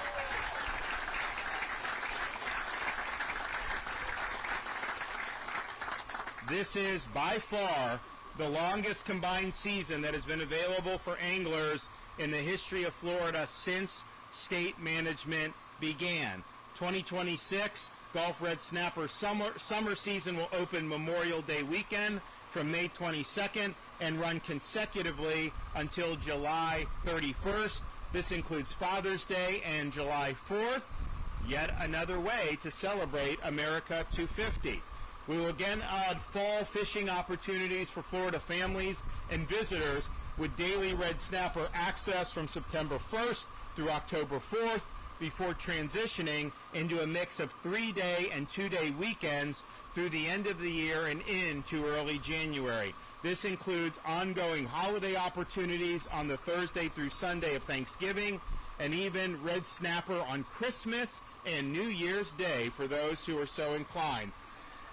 This is highly anticipated by Floridians every year. It attracts anglers all across the country, and we can enjoy this historic season thanks to the work of FWC, the State Reef Fish Survey, which has gathered the data directly from anglers and has helped us show that we can manage this in a way that gives people opportunities. So this has been a great boon for our Gulf communities. It's allowed a lot of Floridians and visitors alike to enjoy the red snapper that our waters have to offer. I want to thank Roger, I want to thank FWC, I want to thank everybody who's been involved. This is going to be a great season. I know a lot of people are looking forward to it, and I wish everybody happy fishing. Okay, Roger, you want to come up? Thank you, Governor. It is an absolute honor and privilege to be here today for you all to announce our Gulf recreational red snapper season. And Governor, it's truly a great day to be in the Florida fishing capital of the world. And we'll say the boating capital of the world as well. What a beautiful marina, what a beautiful community, and it's great to be here to make this announcement. We want to thank you for your bold leadership and support of our fisheries and support of our fishermen and our businesses and the communities that rely on our fisheries up and down the Gulf of America coastline and on the Atlantic coastline now too. We can be proud of a season that we're putting forth for our citizens. Under your leadership, Governor, we have consistently offered more days for our fishermen, and that's because you continue to fight. You fight for our freedoms, you fight for our fishermen, you fight for our resources, and we're proud to stand alongside you and fight with you for these rights. In addition, we're excited to have this season overlap with the historic season that we're announcing on the Atlantic coast as well. The one that we announced this morning in Fernandina Beach. And I can't be thankful enough of our fisheries management team from FWC, led by our director, Jessica McCauley, who does a fantastic job with her and her team analyzing the data.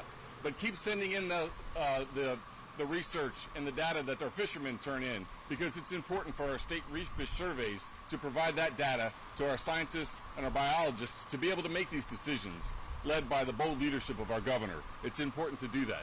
But this year, you'll not just have 127 days to do that, you'll have 140 days, and a record number to do that. This is more time with your families, more time to get out there, enjoy those experiences, make those memories. That's what Florida fishing is all about. And Governor, under your leadership, we know that Florida is known as the free state of Florida. But now we will retain the title of the fishing capital of the world. So thank you.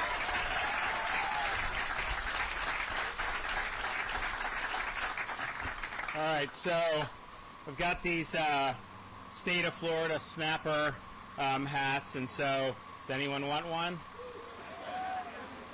Who else? All right. Those are for FWC, got those made up. I don't know, maybe they'll do a merch store or something. I know a lot of people would probably like to do those. So we thank everybody for doing this, and everyone will have, I think, really a lot of fun, particularly this summer. Okay, do we got any questions about? Yes.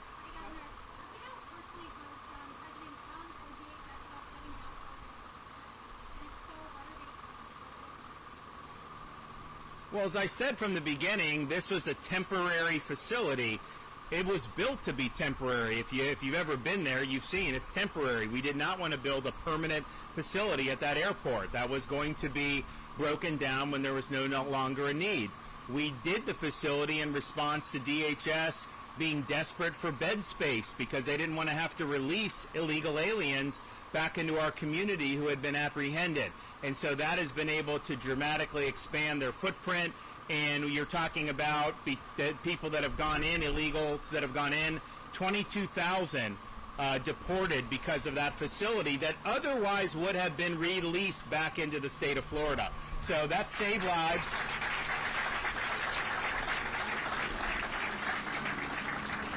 So that saved lives, and it's been something that has been very effective. Now, since we did that, DHS has gotten a massive infusion of money. They have the wherewithal now to expand their ability to do the detentions. And at some point, if they tell us that they have what it takes so that if you have a criminal alien that our highway patrol picks up and gives it to DHS, that DHS is able to handle that without us having to do, great. I'm all for that. They have not told us that that is what is going to happen right now, though. And I know I think there's discussions about what your footprint would be. That's natural. They have a new secretary in from where it was. And so I know they're doing a lot of evaluations. I have not talked to the president about it, but I've talked to Tom Homan about it. He does not want to relinquish the ability to use those beds, was my understanding. And what I said was, look, we're not personally, we're there to help. They send, we stage, and then they take away when they're ready. If they stop sending to us, then we obviously would break it down. But that's going to be a decision that they're going to have to make, and they may have more capacity to handle these folks now. That's great. That ultimately is how it should be. We have a supporting role in this, although Florida's done better than any other state by far, because all of our law enforcement agencies are required to participate. And we had a big kerfluffle at the beginning of 25 over this with the legislature, because I thought it was very important that we do have that requirement. Because if you don't have that requirement, it just takes one police chief to end up trying to kowtow and be like a Minnesota.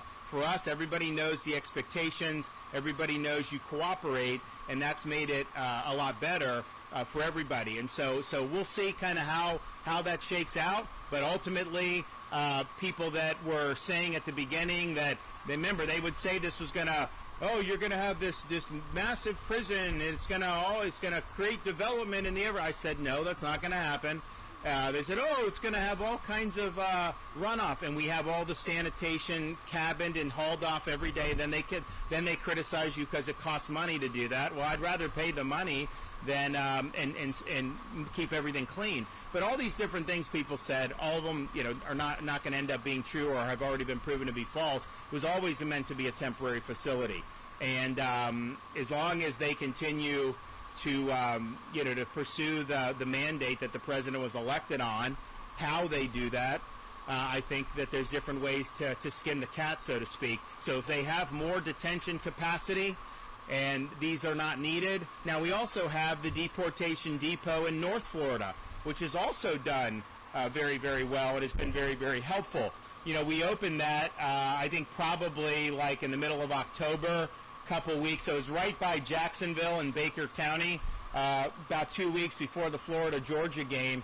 And I was accused of doing that to be able to put Georgia fans. I was not doing that. That was not true.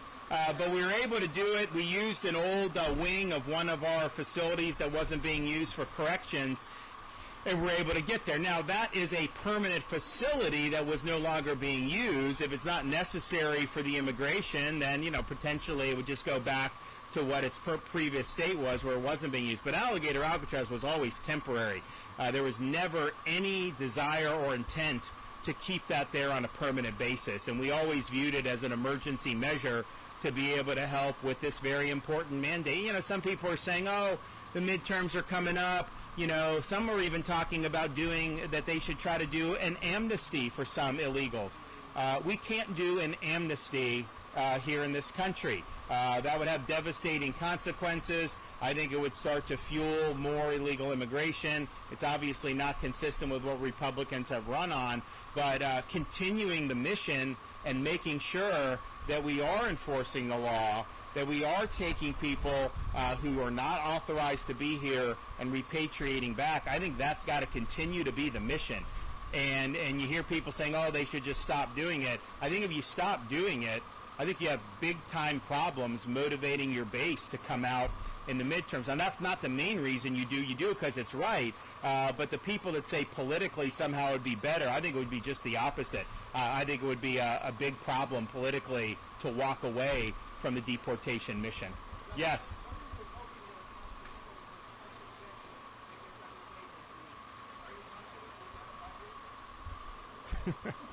Well, I don't control that, as you know, whether they control the budget. My sense is that they are going to do a budget. I think it's to drag this out when there's really, it'd be one thing if, one house ran on one set of policies, the other, and they were clashing. But we've been doing this for 7 years very effectively. I mean, think about where we were when I came until now. We've quadrupled the state's rainy day fund. Think about from the 7 years I've been governor and all the debt Florida's accumulated for taxpayer-supported debt. We've paid off more than 50% of it just in my 7 years. For all of Florida's history, we were able to save billions of dollars in interest and in principal. You look at the tax cuts. We've done more taxes cut in 7 years than has ever been done over a similar period of time in Florida history. You look at the size of the budget. We have millions of more people in Florida than in New York, and New York's budget's over twice the size of our budget. New York City has a higher budget than the state of Florida, and wait till he tries to take over the grocery stores. It's going to get a lot worse. So we've done this, and while doing all, and having the lowest amount of state spending per capita in the entire country. And we've done all this. We've done all this while also doing record, by far record, for Everglades restoration, water resources, water quality, massive investment in accelerating infrastructure projects. You guys got these ones in Southwest Florida that weren't even scheduled to start until next decade. We're now pushing forward. They're going to be delivered 5 to 10 years ahead of schedule. We're doing that all across the state. You look at things like education. We did $1.38 billion for teacher salaries last year. Never have done that much in the history of Florida. So we're doing all these like really big things, but we're doing it in a way that's very fiscally responsible. So, you know, I don't know what the main disagreements could be. Like, I'm not saying that there's going to be perfect agreement on everything, but it should not be dragged out to where they're not being able to do it. And honestly, I mean, I think voters look and I think they lose confidence in how some of the folks up there are conducting themselves. And, you know, we saw in this special session, you know, we did the maps in the special session. And which, you know, I said we were going to do since last year. I did the proclamation in January, but then we added the proclamation for the AI Bill of Rights to protect particularly children. We did the medical freedom, which a lot of people had wanted. You know, the COVID stuff that I really stood against and protected you guys from, none of that is permanent in Florida law. We need to make it permanent. If you don't have it permanent, you guys are going to be at the whim in future years. You never know what's going to happen. And that was things that people have been asking for a long time. And, you know, the House Speaker said they can't do them because no member filed a bill on either of those issues. And I find that hard to believe that any of those members didn't want to file bills on that. But I think, like, we have people that are like these moms. We have activists who've been really working on these issues, and to just have them, oh, no one filed the bill, and just, that doesn't sit well. People don't like that. They don't like when you treat them disrespectfully, especially when they elected you on a certain platform. So I just think it'd be a mistake to drag it out anymore. It should have been done in March. There's no reason why it couldn't have been done in March. And I think it is going to get done. And they're not going to be able to just come back and go on vacation if it's not done. It's got to get done in this period of time, and we will make it happen. Yeah, no, so we're going to do a special session on property tax. The question is when do we do that? So we're consulting to make it convenient for everybody, and that will be done. And I can tell you, I know there have been a lot of different, you know, people have different views on it, but the one thing I know of talking to members is they know the voters want property tax on the ballot. And so I think you're going to get it done. Ultimately, the voters have to approve by 60% in November, which I think they'll do, but it's not, none of these things are ever easy. I mean, it's really difficult, right? So so I think that'll happen. So stay tuned. We will have the session on that. The question is just when. As I said, people say, like, January, why haven't you done property tax yet? They're voting on it in November, okay? Why would I do it in January when they're not? I mean, it's just, and so why not do it then? Because we understood how it does have to be done by the summer, basically August 1st, in order to get on the ballot, and it will be done before then. But we are going to do a special session on that, and we'll get something on for you guys for sure.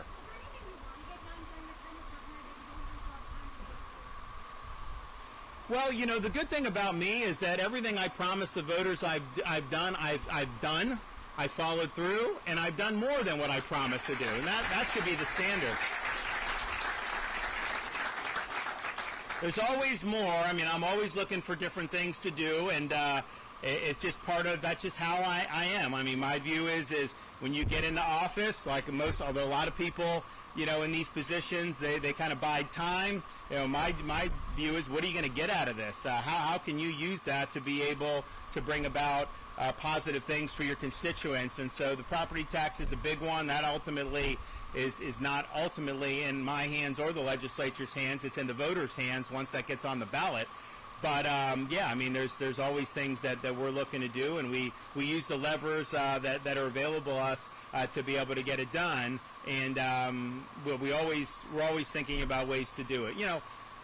The map, the redistricting.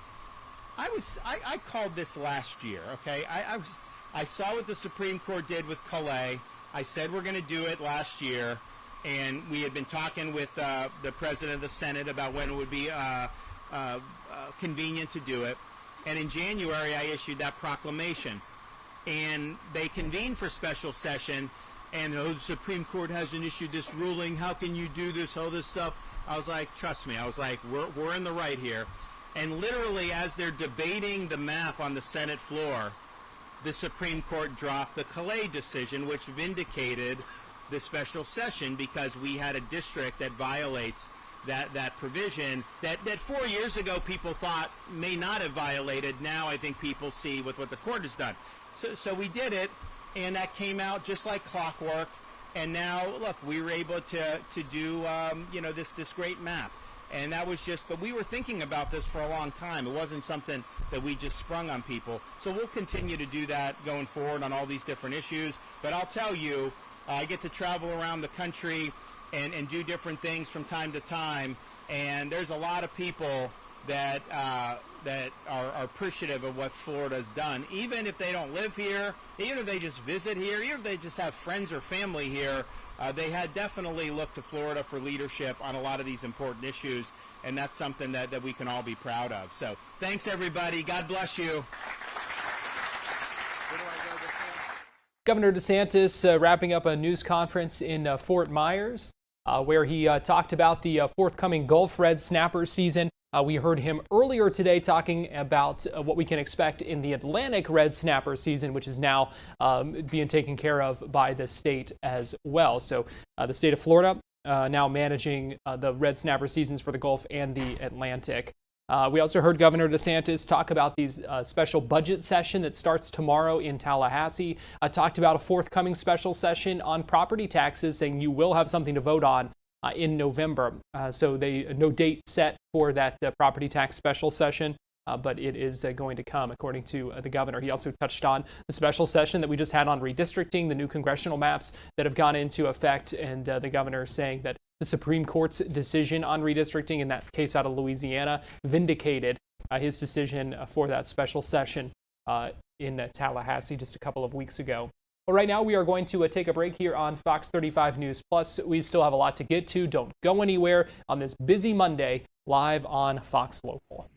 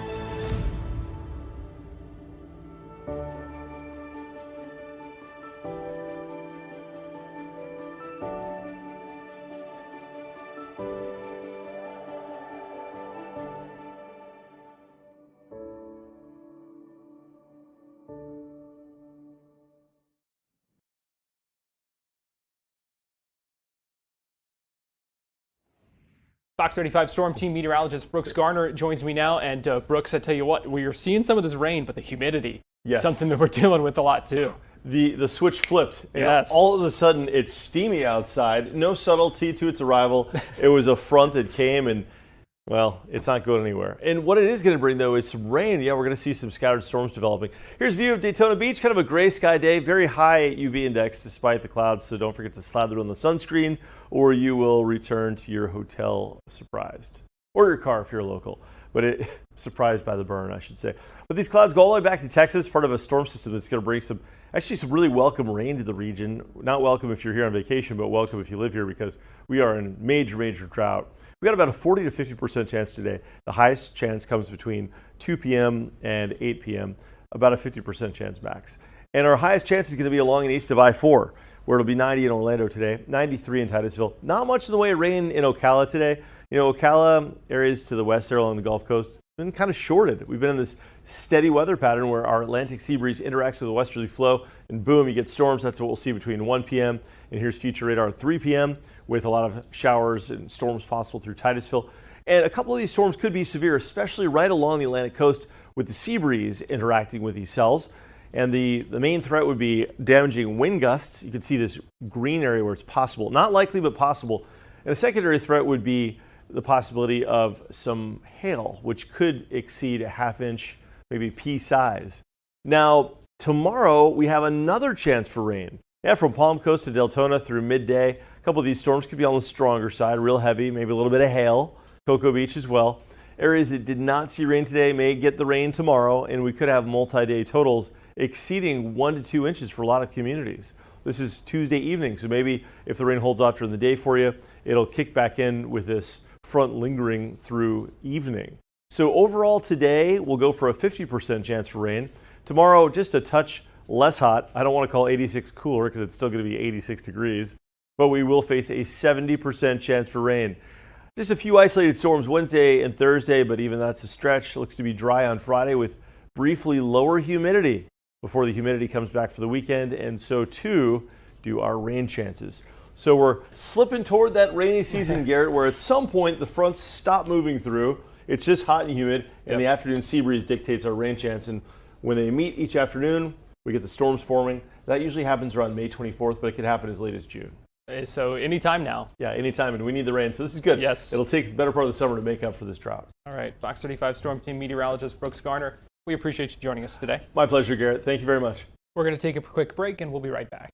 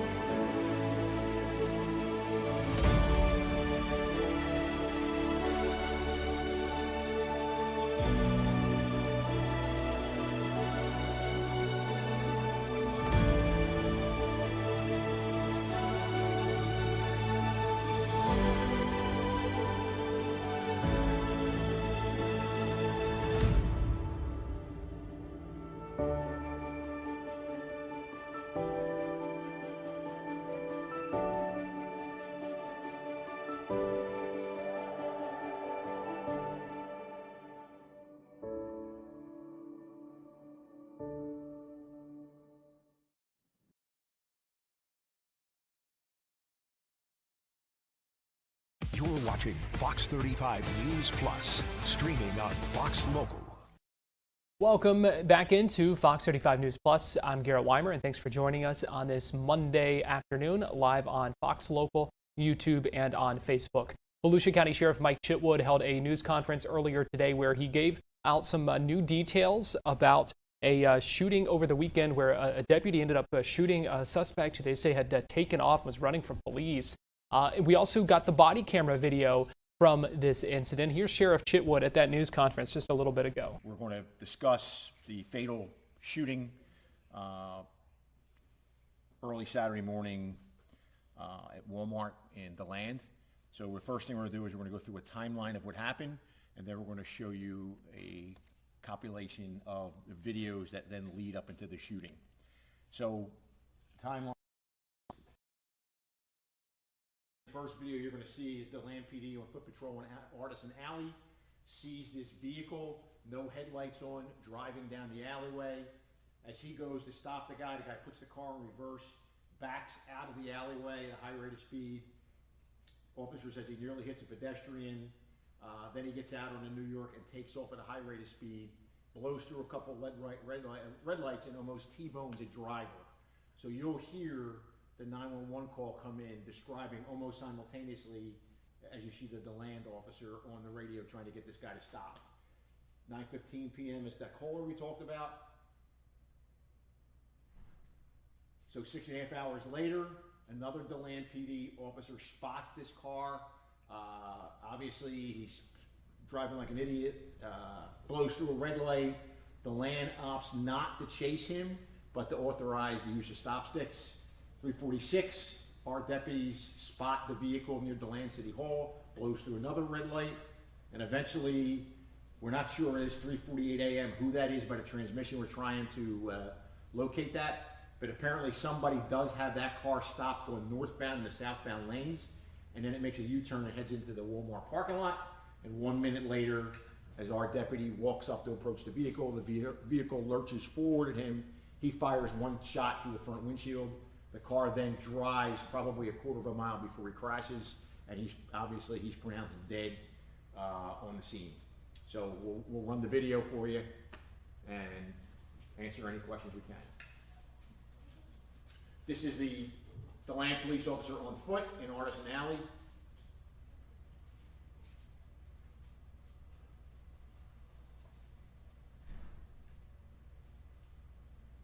Here comes the suspect vehicle, no headlights, driving toward the officer.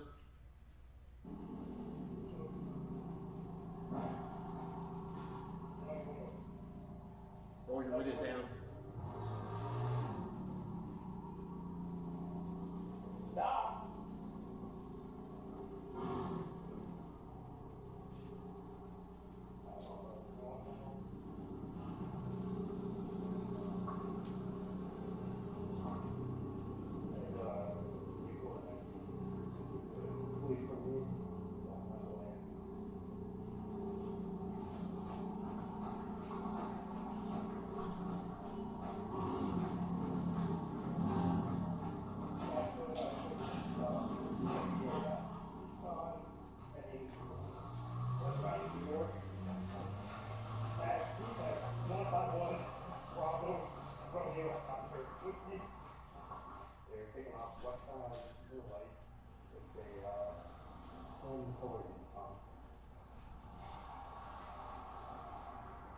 So this is like a minute later. This is an emergency. Hi, I'm actually driving. I'm in DeLand, and there was a car. He ran two red lights. He almost hit me broadside. I'm at East New York at Spring Garden. Okay. And he went south on Spring Garden. It's like a gold Altima. And it had a Tennessee plate. I tried to take a picture of it, and it was a single white male, and it looked like he was drinking something. But that was pretty much all I got. But you said anything south on Spring Garden? South on Spring Garden, yep, from 44 from New York. But I was pulling on to East New York from Florida, and he went right through the red and almost hit me. And then he went to the next red, I forget if it's an alien or what, but. So, anyway. Okay. Up there starting in New York, I can head up on Spring Garden for that driver. What's your name? Let me hear as soon as I can. If you see anything else, just call back. Okay, thank you. I'm going to head home, so. Yeah, of course. Okay. All right, thank you. Yep, thank you. Bye. Then you fast forward 6 hours later, they spot the car again. He's going to get to Spring Garden just because he seems to be escalating in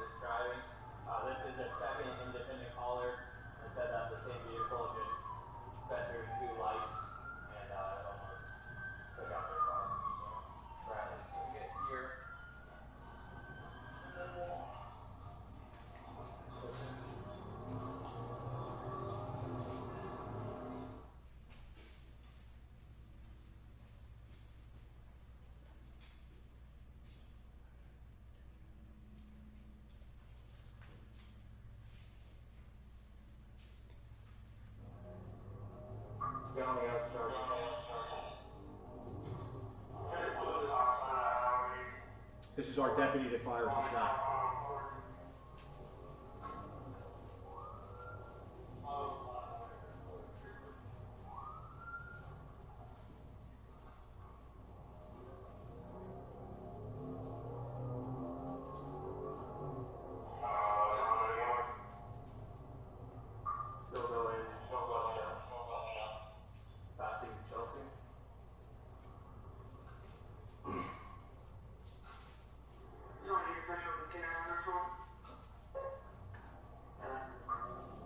Just turn right on Beersford, it looks like. West Beersford. And Delta 23 Central is shut down. Meaning he's not chasing him anymore. He's trying to see where it went. No, he's still going southbound on Florida, past Beersford. Over there, over here.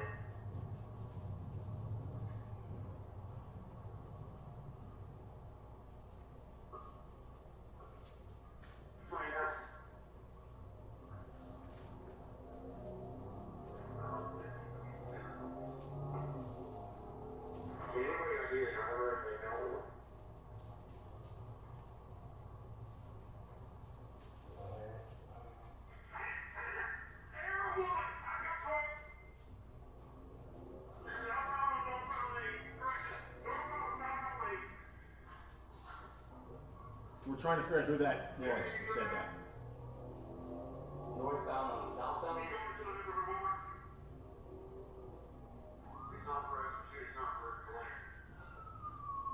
DeLand doesn't authorize the pursuit, but says stop sticks are.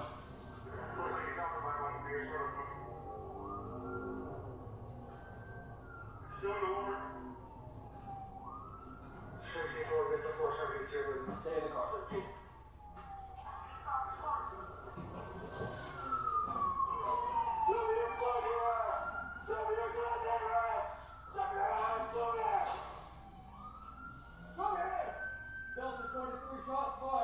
Fires one shot, strikes him in the upper torso, goes around the back, crashes into a bush, and he's pronounced dead. Behind the Walmart. He's behind the Walmart. He's still in the vehicle behind the Walmart. Behind the Walmart.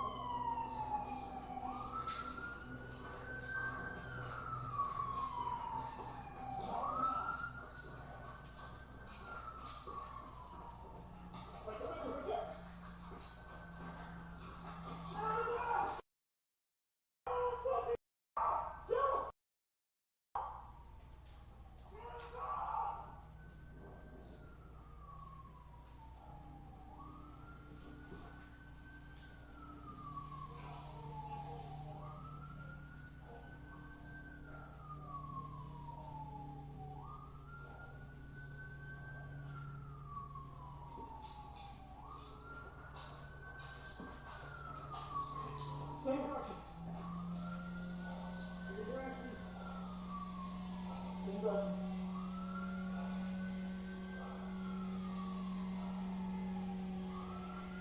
I hear rotten shit.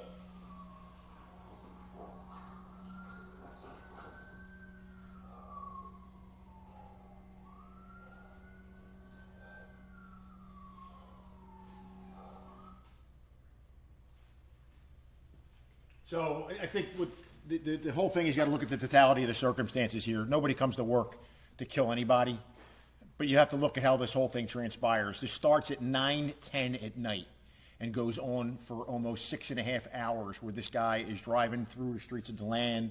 He's not stopping for police. He's driving without headlights on. You hear one of the police officers get on and say he's going northbound into southbound lanes. And then obviously, you know, from the video, we don't know what the deputy's going to say, but obviously the video, the car lunges toward the officer and the officer fires. I'm sorry, the deputy fires one shot. And that's what has us here today. The deceased in this is Brandon Joseph Brabin, B-R-A-B-I-N. He was born in 1997. He's got a criminal history in Tennessee. He's got a criminal history in Florida, in particular in Lake County. He was on probation at the time. He violated his probation, and a probation warrant had been issued for him a couple days prior to this incident. Inside the vehicle, there was a bunch of fireball. You know, we don't know what his toxology report's going to be. We'll find that out weeks from now. As is standard operating procedure, the FDLE investigates. When FDLE's investigation is over, they'll then hand that off to the state attorney's office, who will see if the use of force was justified under the law. And then once that's done, it comes back to me, where I open up an internal investigation and see policy, procedure, and training, what happens there. And in the interim, the deputy is in a non-patrol, non-policing status until the conclusion of all of those things happen. All these things are normal. We do these things all the time, and then we'll take it from there. You guys got questions? What? I guess it was 6 hours, so 9 o'clock to almost 4 a.m. I guess a little bit almost closer to 7. Was everybody looking for him? I mean, I guess that's what's kind of confusing, is what was going on during Right. the 6 hours he's in the lane? That's a great question. In the beginning, yes, everybody's looking for him, right? Police from the police officer, a couple 911 calls come in, so everybody's looking for him, and then they can't find him. And then he resurfaces again around 3:40, I think it is. A DeLand officer sees him again blowing through a red light, goes to stop him, and based on the totality of the circumstances, and I can't blame the DeLand PD at all, they say we're not pursuing this guy. He's just out of control, and they make that decision not to pursue. The car is then caught up again, where you see where we do it, and they're following, and everybody's looking. Deputies are looking. Everybody knows the tag number because he's hitting the tag readers all around.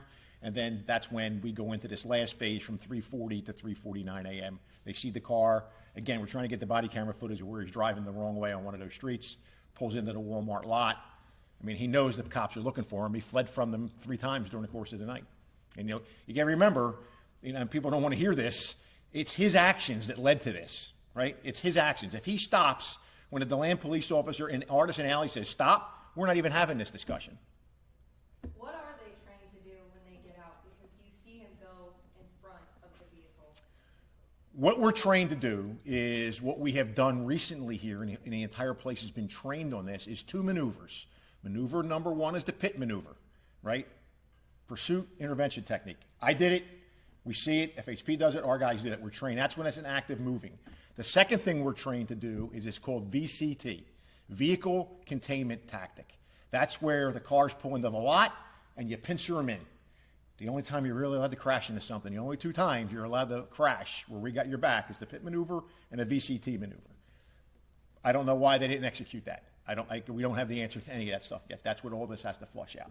Because nothing good happens when you put yourself in front of a car. It just doesn't. And that's why we authorize the use of your vehicle to block somebody in or hit it and disable it to prevent you from getting killed or prevent anything bad from happening. So when the legal end's done, it'll come back to me and we'll sit down and we'll break that film down piece by piece and see if any policies were violated, if any procedures were violated, if training was violated, and then we'll deal with those things accordingly.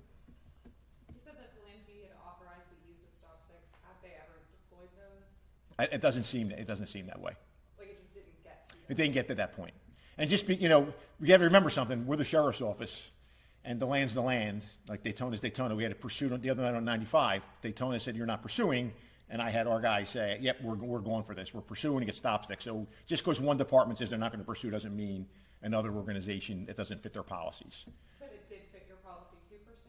It did, but we didn't pursue. That's the point. It never got to that. You know, with the guy's got his lights out, you got to weigh that. And I think DeLand made the right call. You know, he's driving with lights out. That's a danger to the public, a real danger. But the other danger is letting them continue to drive. Yes? Going back to what you're talking about, the cars blocking in, when you're not under pursuit anymore, you're just under what, BOLO? Would that be a different way of officers approaching the car as a BOLO, as in not a pursuit? Would pursuit be more hot, like block-ins or? Well, a pursuit, the pit maneuver is the car's moving and you got to stop it. And you get up to it and you take it out. The vehicle containment tactic is just what that's for. Somebody's wanted, they're in a parking lot, they're in a car, they can get mobile, You get in as quick as you can, you block them in, you crash them, you do what you got to do to disable that vehicle. That would have been a perfect maneuver in there. Why? I don't know. We're going to find that out. But that's what they're trained to do. I mean, so. He purchased gun already drawn. Is that normal? Yeah. You don't know what you have. Why is this guy fleeing? Is there a body in the back of the trunk of that car? Why is this guy driving like an ass and consistently avoiding police and yet staying in the same area? It's not like he left. It's not like well, we don't know where he went for 6 hours. But wouldn't you, if you had a little bit of common sense, you'd say, well, I'm not going back there. The cops are looking for me. He continued to be in the area, wanting it like it was a game, wanting us to chase him. And unfortunately, he ended up dead because of that. Bottom line, the vehicle is a weapon. And Vehicle. You start moving a weapon towards an officer, all hands. Vehicle can kill you just as quick as a gun can kill you. And a vehicle can kill you, walking across the street. I mean, if he were to T-bone that first 911 caller, it might be a traffic homicide investigation. So, it's a tough situation, but you can't come out on top when you're standing in front of a car. You're not going to win. You're just. Volusia County Sheriff Mike Chitwood speaking with reporters just a little bit ago, releasing that new body camera video showing the confrontation and what happened in that incident in DeLand over the weekend. We're going to take a break right now here on Fox 35 News Plus, but we'll be right back.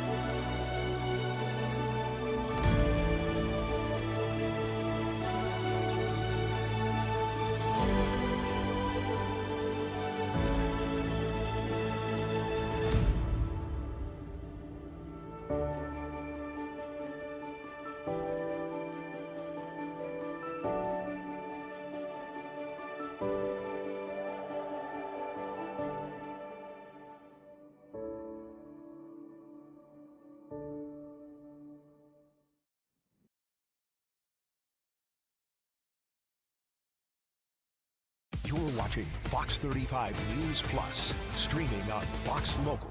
I'll give you a live look right now at Capitol Hill in Washington, D.C. on this Monday afternoon. We appreciate you joining us back here on Fox 35 News Plus. I'm Garrett Wymer, and thanks for joining us live on Fox Local, YouTube, and Facebook right now. Congressman Randy Fine recently introduced the Disqualifying Dual Loyalty Act, which is some legislation that would essentially require folks who want to run for or serve in Congress to renounce any foreign citizenship. So it would ban those who have a citizenship other than the United States from serving. And so joining us live now to talk about this is Congressman Randy Fine, Republican from Florida. Congressman Fine, we appreciate you joining us here on Fox 35 News Plus today. Thanks for having me. So first of all, I just talked with us about your bill, why this was something that you felt was important to file and what you want people to know about it. Well, one of the things that shocked me when I got to Congress a year ago is there were dozens of members of Congress that could actually be foreigners that are serving in the American government. When you cannot serve two masters, and if you swear an oath to another country to put that country first, you should not be serving in Congress. And so I filed a bill a few months ago that would say that only Americans can serve in Congress. Now, most people are going to be shocked. Why is a bill like this necessary? I had the same reaction, but it turns out if you're a citizen of other countries, you can serve in the Congress of the United States. And my bill makes it very clear. You can only serve in Congress if you're an American citizen and only an American citizen. Congressman, is this a problem? Is this something that we have seen before? Are there currently members of Congress serving who are dual citizens? Well, one of the shocking things is we don't know how many there are because you're not required to disclose it. We know there are 36 members of Congress who at one time were citizens of another country, at least because they were born somewhere else. Now, that doesn't mean they may have come to the United States. They may have become naturalized citizens and they may have renounced their old citizenship. But we have a member of Congress whose parents are from Guatemala, for example, who has said, I am Guatemalan before I am American. We've had Ilhan Omar talk about how she is from Somalia and that her focus is on benefiting Somalia. So we know there are at least 30 members of Congress who could be dual citizens, who are eligible to be dual citizens, plus many more who may have naturalized into the citizenship of other countries. And when you see members of Congress take policy positions that are actually intended to hurt the United States or to support our enemies, like Pramila Jayapal, who's working with Cuba, an enemy of the United States. She is someone who was Indian, may still be an Indian citizen. This is cause for concern. So the bill should be simple. Only Americans can serve in Congress, not foreigners. Congressman, are you targeting these with this bill these members of Congress who you've highlighted, who we know you have stark political disagreements with? No, they're just examples. But I am targeting any member of Congress who is a citizen of a foreign nation. The fact is, we don't know who all of them are. To Florida's credit, actually, Florida passed a bill during the last legislative session that will require anyone running for Congress to disclose on their qualifying paperwork if they are a citizen of another country. So at least in Florida, for this election, we will know who's running, who's also a foreigner. What has reception to this bill been like? Is there a possibility that it passes? Well, I think the reaction has been twofold. One is shock. Like, wait, what? Foreigners can serve in Congress? Citizens of other nations can serve in Congress? People are amazed that this is allowed to happen.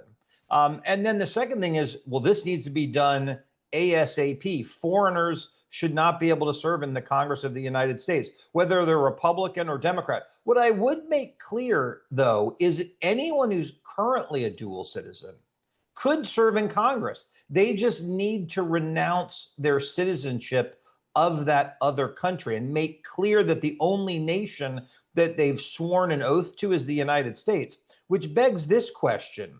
If you refuse to renounce your loyalty to another country, how can you be loyal to ours and how can you serve in our government? Congressman, you talk about saying that members of Congress should not be serving two masters. You can make the argument that the same could be said about special interests and lobbyists as well when it comes to serving two masters. Is that, do you think, a more pressing problem than this? Well, I don't really understand your question. A member of Congress, if they are also a lobbyist, will go to jail. So no, I'm not saying. I don't think that's an issue. Well, no, I'm not saying that they are serving as a lobbyist as well. But when we're talking about the impact of special interest, money and lobbyists influencing the work of members of Congress, do you see that as an issue, kind of similarly to where members of Congress are often perceived as serving two masters? No, I mean, I meet with dozens of people in my office each week. Some of them are constituents, some of them are interest groups. That's part of the job, to listen to people out. But if your implication is members of Congress accepting money as part of doing their duties, I would point two things out. Number one, personally accepting money as a member of Congress is a crime. It gets you sent to jail, as it should. And any campaign contribution a member of Congress would get is publicly disclosable, where anyone can look it up and see what they are. Part of the issue we have on the bill that I'm talking about is we don't actually know who the dual citizens are. We know that there are more than 30 who at one time were citizens of another country, but we don't know how many remain. We don't know how many were naturalized by their parents. We don't know how many have taken other oaths, but we do have members of Congress who make it clear that they serve other countries before the United States. I just have a simple solution. You can only be a member of Congress if you're only a citizen of the United States. Well, Congressman Fine, if we could like to ask you a couple of questions about a couple of other topics as well here.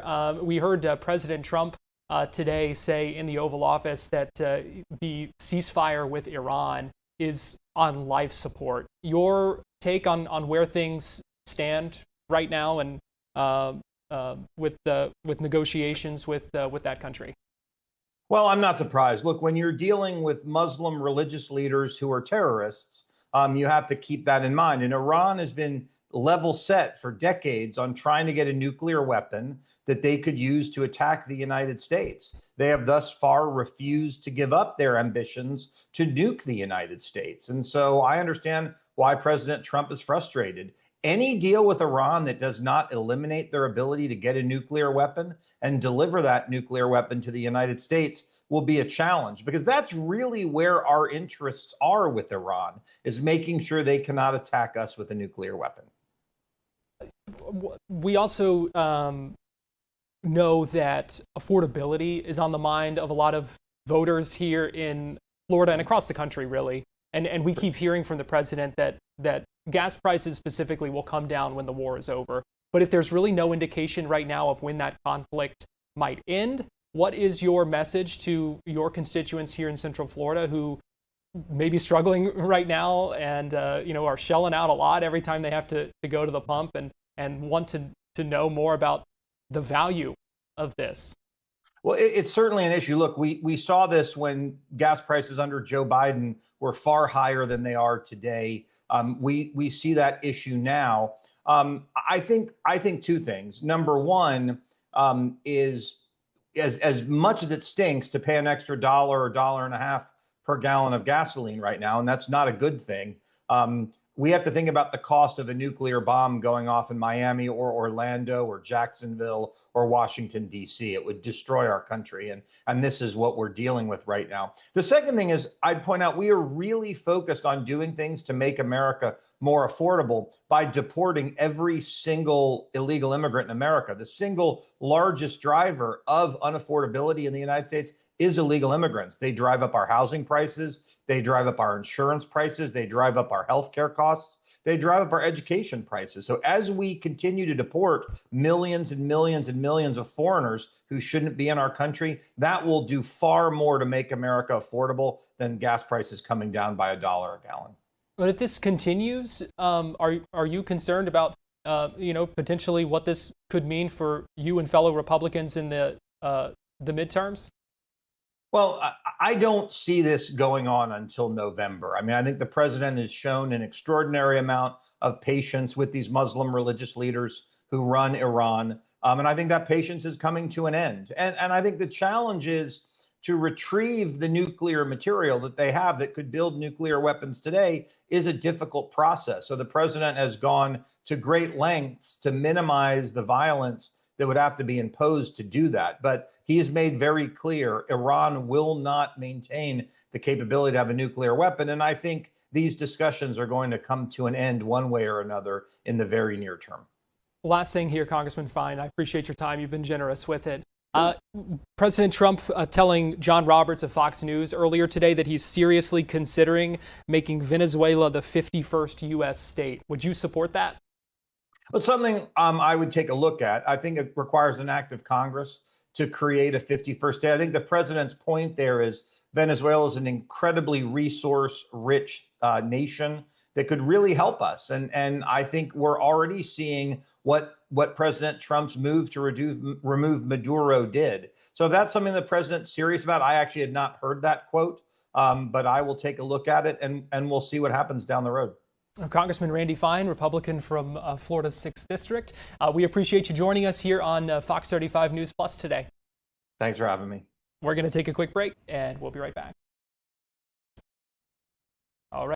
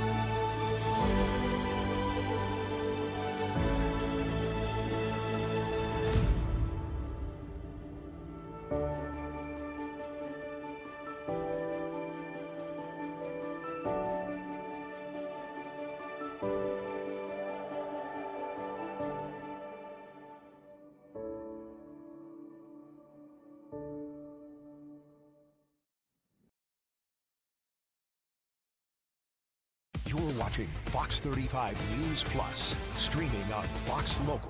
Welcome back into Fox 35 News Plus. I want to give you a live look right now inside a courtroom in Hillsborough County where last week Isaiah Chance, Sean Gathright, Davion Murphy, and Rashad Murphy were all convicted of first-degree murder in the shooting death of Charles Jones, the Jacksonville rapper known as Julio Fulio, back in 2024.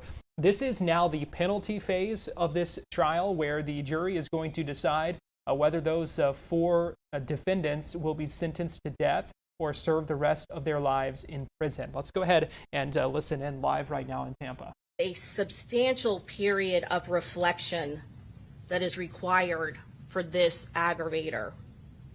And again, you have heard the facts of this case that show how cold and calculated this plan was to kill the victim in this case. And the final aggravating circumstance that has been proven against Rashad Murphy is that the capital felony was committed by a criminal gang member. You have already made a finding beyond all reasonable doubt that the defendant was a gang member or associate in a criminal gang, and that the defendant committed the crime for the purpose of benefiting, promoting, or furthering the interests of that criminal gang. How the aggravating factor is different from the enhancement that you made during the guilt phase of this trial is that the enhancement allows for either a criminal gang member or a criminal associate. The aggravator only applies if the defendant is a criminal gang member. And again, the facts in this case, proven beyond all reasonable doubt, is that Rashad Murphy was indeed a criminal gang member. And the distinction between a member and an associate is the number of criteria that they meet. So the penalty phase of this trial continuing in Hillsborough County, just like during the guilt phase of that trial, we will hear from each of the attorneys for each of those 4 defendants who were all tried together in that case. Again, they were all convicted last week of first-degree murder in that shooting back in 2024, and now a jury will soon decide whether they are put to death or whether they will be spending the rest of their lives in prison. Now to another high-profile case out of Tallahassee, where a new lawsuit has been filed against OpenAI, the company behind ChatGPT, for potential involvement in what some searches, online searches, by Phoenix Eichner, who is the suspect in the Florida State University shooting. So joining us live now to talk about this, we are pleased to be joined by Greg Francis, an attorney with Osborne, Francis and Pettis, and representing a family members of one of the victims in that shooting. Mr. Francis, we appreciate you joining us this afternoon here on Fox 35 News Plus. Well, thank you for having me here today. So first of all, just talk to us about this lawsuit, the complaint, what you are alleging, and why this is something that you feel is important. You know, this is a matter of public safety. It is well known within the AI industry that teenagers these days use ChatGPT as their life coach, that they don't make a decision without running it by ChatGPT. And with that understanding that how important and how integral and how integrated ChatGPT has come with these especially for teenagers, it's important that the right safeguards are in place to ensure that something like this doesn't happen. Listen, AI itself is not bad. It's just that they need to have things in place so that when someone starts exhibiting behavior, asking questions, having discussions about certain topics, especially in a cumulative fashion, that someone step in with a red flag and intervene at that point. And we have heard before, because we know the state is also investigating OpenAI, and I know that was something that was referenced during the news conference today as well. Where does the line of, what is the line of liability and responsibility for one of these AI companies, in this case OpenAI, when you're talking about a role that they played in this, as opposed to if it were a human being or something doing something similar, providing some of the same information? Well, I'm sure you're aware of, how new and innovative AI is. So some of those questions and where the line is drawn are what we are attempting to assert and find out in this case, exactly what those responsibilities are. From our perspective, we believe that if you can build a product that will provide information to someone based upon the queries that they ask, and let me be very clear about this. ChatGPT is very different from Google. Google is just input of information and they will give you an answer. ChatGPT involves you in a conversation back and forth. And that's why in this case, we believe that they are civilly liable because of the fact that they allowed this individual to continue to have conversations and basically get advice on exactly how to commit these heinous acts. You claim that there was a lack of safeguards in place that could have alerted law enforcement or done something that prevented this. How would some of these safeguards, how could some of these safeguards have prevented this? Safeguards could have prevented it if they had an escalation model that it escalated once certain information was or certain criteria was met, that was escalated to a human who could review it at that time. There's also, software or they have the ability to look at on the front end the information that is being given to them and determine whether this user is in fact trying to game the system and get around, whatever protocols are there. So there's a number of them. There's something called sycophancy mitigation, and that involves the fact that ChatGPT is always trying to be encouraging. There are times where shouldn't be encouraging when you're going down the wrong path or the wrong lane, or you're exhibiting behavior that may cause, that suggests you may cause harm to yourself or to others. We have heard of several fairly high-profile instances where suspects in crimes have been accused of using AI chatbots to give them the information they need in order to commit these crimes. Is that a concerning trend to you, that we are hearing about this in multiple instances? That's absolutely an alarming trend, and that's why we think that there should be safeguards put in place that prevents you. You should not be able to go to ChatGPT and say, how do I commit this crime and get away with it? That should not be something that is allowed. It should not be open like that.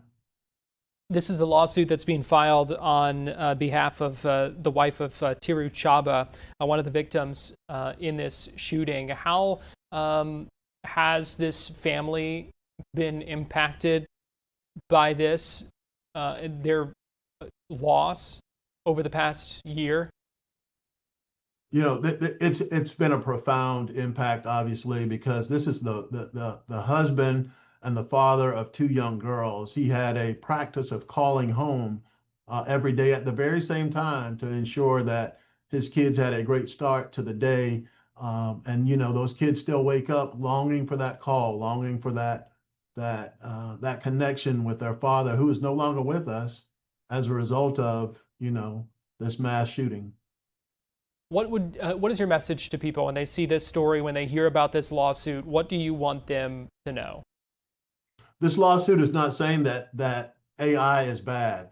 This lawsuit is saying that because of AI and the invent of it and how popular it is and how many people are using it and the purposes that they're using it for, that there need to be safeguards put in place that will ensure that it cannot be used for nefarious purposes, that it cannot be used to either harm themselves or to harm anyone else. Attorney Greg Francis, we appreciate you joining us live on Fox 35 News Plus this afternoon and talking with us about this lawsuit. Thank you for having me. We're going to take a quick break and we'll be right back.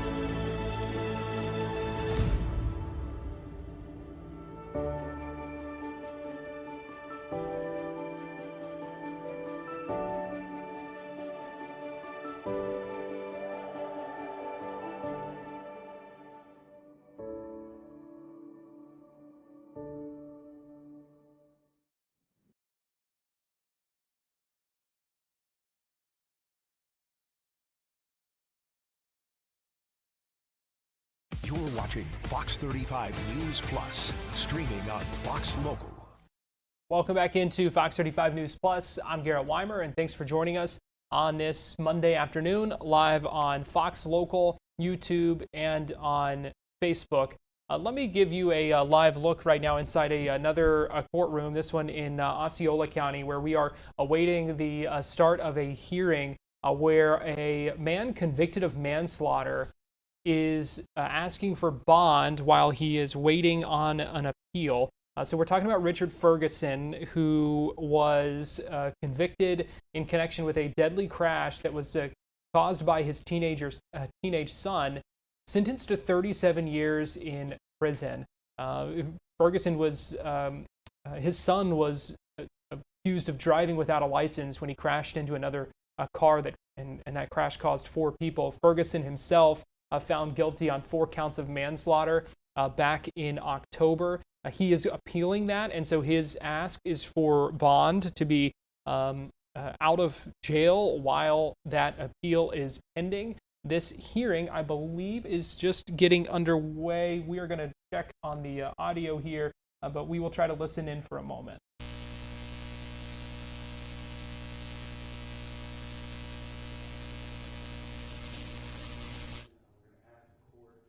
In the interest of time, we're going to ask the court to rely on the testimony of his daughter, stepson, and niece for sentencing regarding his character.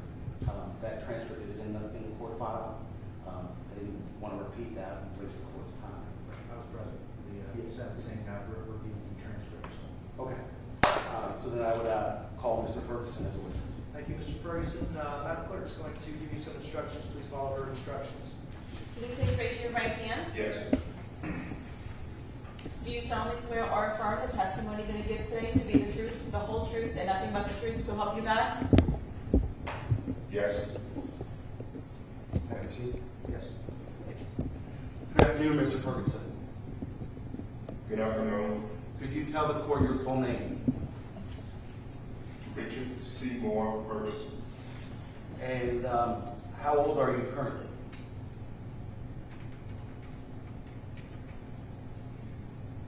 Currently, I'm 69 years old. Okay. Are you married?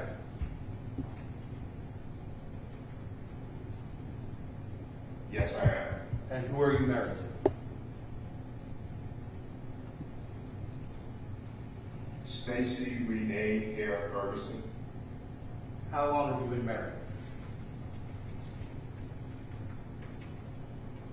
We've been married over 7 years, coming up on 8.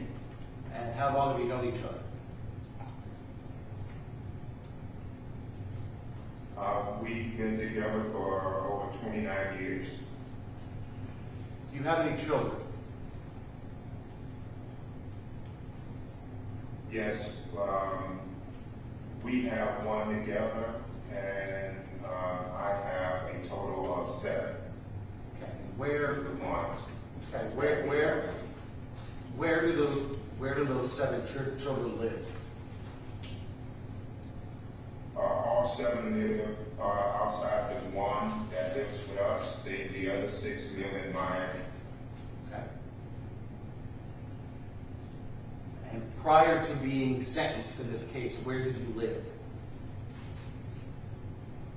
I lived at 207 Amesbury Lane, Pacific, Florida. How long did you live at that address? We had been in that address for over 7 years. And prior to those 7 years, where did you live? I lived on the same block. It was 205 Amesbury Lane. And we left there and went up to the 207. And we lived there for I want to say about 8 or 9 years.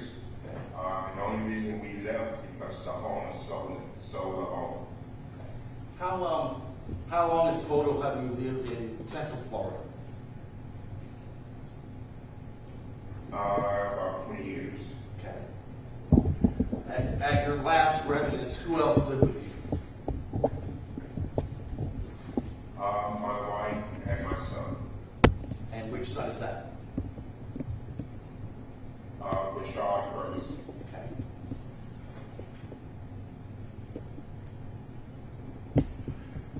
Besides your children who you just listed, do you have any other relatives that live in the state of Florida? Yes, I have two brothers that live in the state of Florida. Where do they live? One lives in Miramar, Florida. I don't know his address offhand. He's been there for, I'm taking a wild guess, over 10 years. And then I have another brother that lives in Miami. He's been at his location maybe 7. Okay. Can you describe for the court what medical issues you are currently experiencing? I'm diagnosed with stage 4 cancer. They removed my prostate where the cancer originated, but before they could get it out, it seeped over into my stomach. I'm also a diabetic too. I shoot insulin 3 times a day. I have high blood pressure. I can't remember the name for my feet. When I lay down, I get a lot of pain in my feet.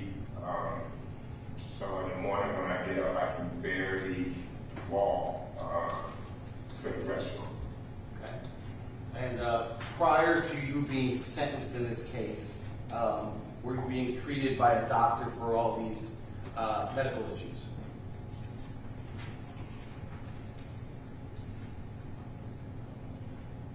Yes, I was being treated by specialists.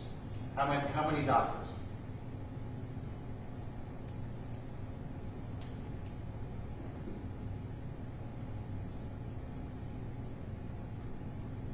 Sir, do you know how many doctors you were being treated before you were convicted in this case? Being treated by?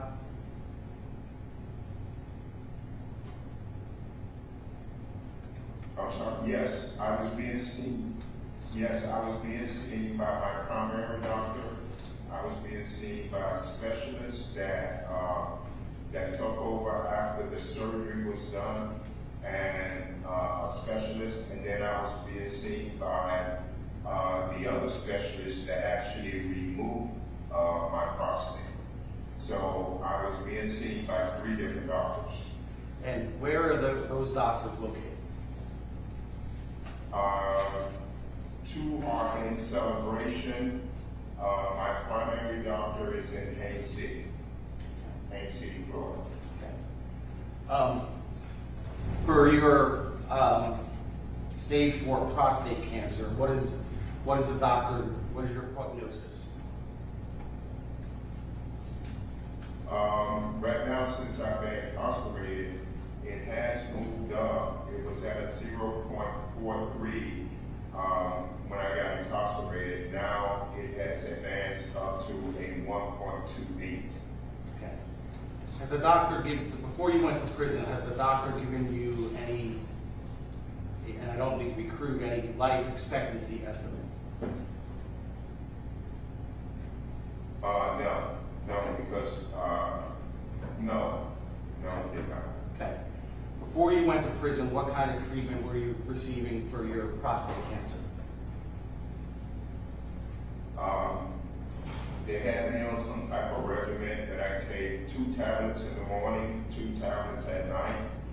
I was also going quarterly to the Celebration to get a shot quarterly to keep it in check. Okay. And what type of treatment are you getting in prison for your stage 4 prostate cancer? They recently just started giving me the pills for in the morning and the 2 pills at night. Since I've been here, I've only had 1 shot. Okay. Have you missed any scheduled shots? I'm sorry? I think earlier you said you get quarterly shots, or has the time elapsed where you've missed any shots while you're in prison? Yes. Okay, how far past overdue is the shot that you missed? It overlaps probably about 5 months. What about what type of treatment did you get for diabetes before you went to prison? Before I went to prison, I was getting 2 types of insulin shot. One that I had to do 3 times a day, and a second one that I only had to give myself a shot at night before bed. Okay. And what type of treatment are you getting for the diabetes in prison? Right now, I get 2 shots. Maybe, because I go 3 times a day. I go in the morning, I go at lunch, and I go in the evening. In the morning, I get a shot that has 13 units. In the afternoon, I go, if my sugar is high, they give me something that they call a slide, depending on how high my sugar is. And then I go at night, and that one is 13 units as well. But at home, before I came in here, it was at 26 units, all 3 times. So they cut it in half for whatever reason, they just cut it in half and said, we're gonna give you 13 in the morning, 13 at night, and then as needed during the lunch period, during the lunchtime. What is, as a result of that change, has there been a change in your blood sugar? Yes, it has. It varies roughly anywhere from 170 to 256. Sometimes it goes as high as 287. Now, what happens if you don't get treatment for the prostate cancer? Well, if I don't get the proper treatment, it's growing. Like I said earlier, before I came in here, it was 0.43. And since I've been in here, it has gone up tremendously, twice as much. Okay. And what about the diabetes? If you don't get treatment for that, what happens? Well, if I don't get treatment for the diabetes, if the sugar level gets too high, I can end up going into a sugar coma. Okay. So let's talk about when you're out of prison. If you don't, with the treatment, what symptoms do you exhibit or experience? With treatment? With the treatment when I'm out, I'm pretty much okay. I'm normal. As long as I'm doing what I'm supposed to be doing as far as taking my shots 3 times a day.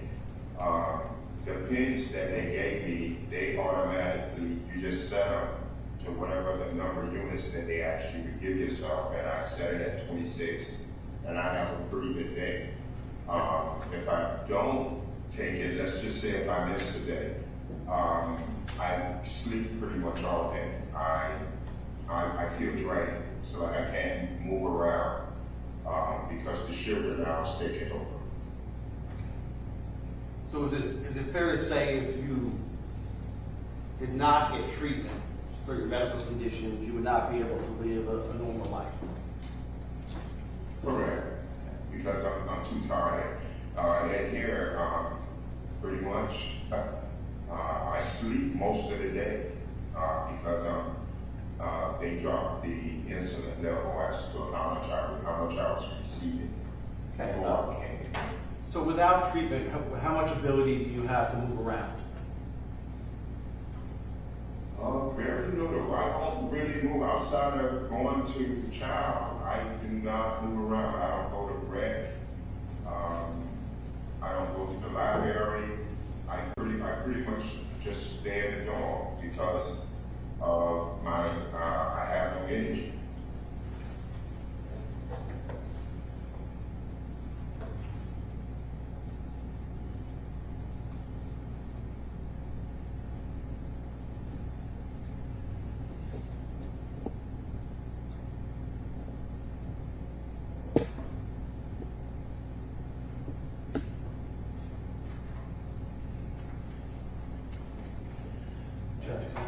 stay a second, it may shorten.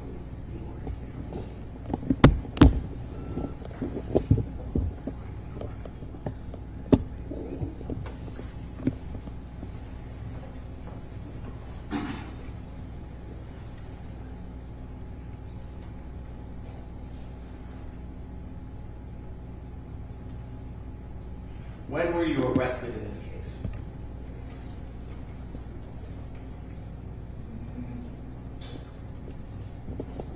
It was back in February. I don't know the exact date. Okay. Was that 2025? It could have. Okay. Back in February. And did you voluntarily turn yourself in? In 2025, yes, it. Okay. And I'm sorry? did you voluntarily turn yourself in? Yes, I was, me and my wife was going out to get something to eat. We got pulled over, and they informed me that I had a warrant for my arrest, and I immediately turned myself over to them, yes. Okay. And were you subsequently released on bond? I'm sorry, I didn't hear you.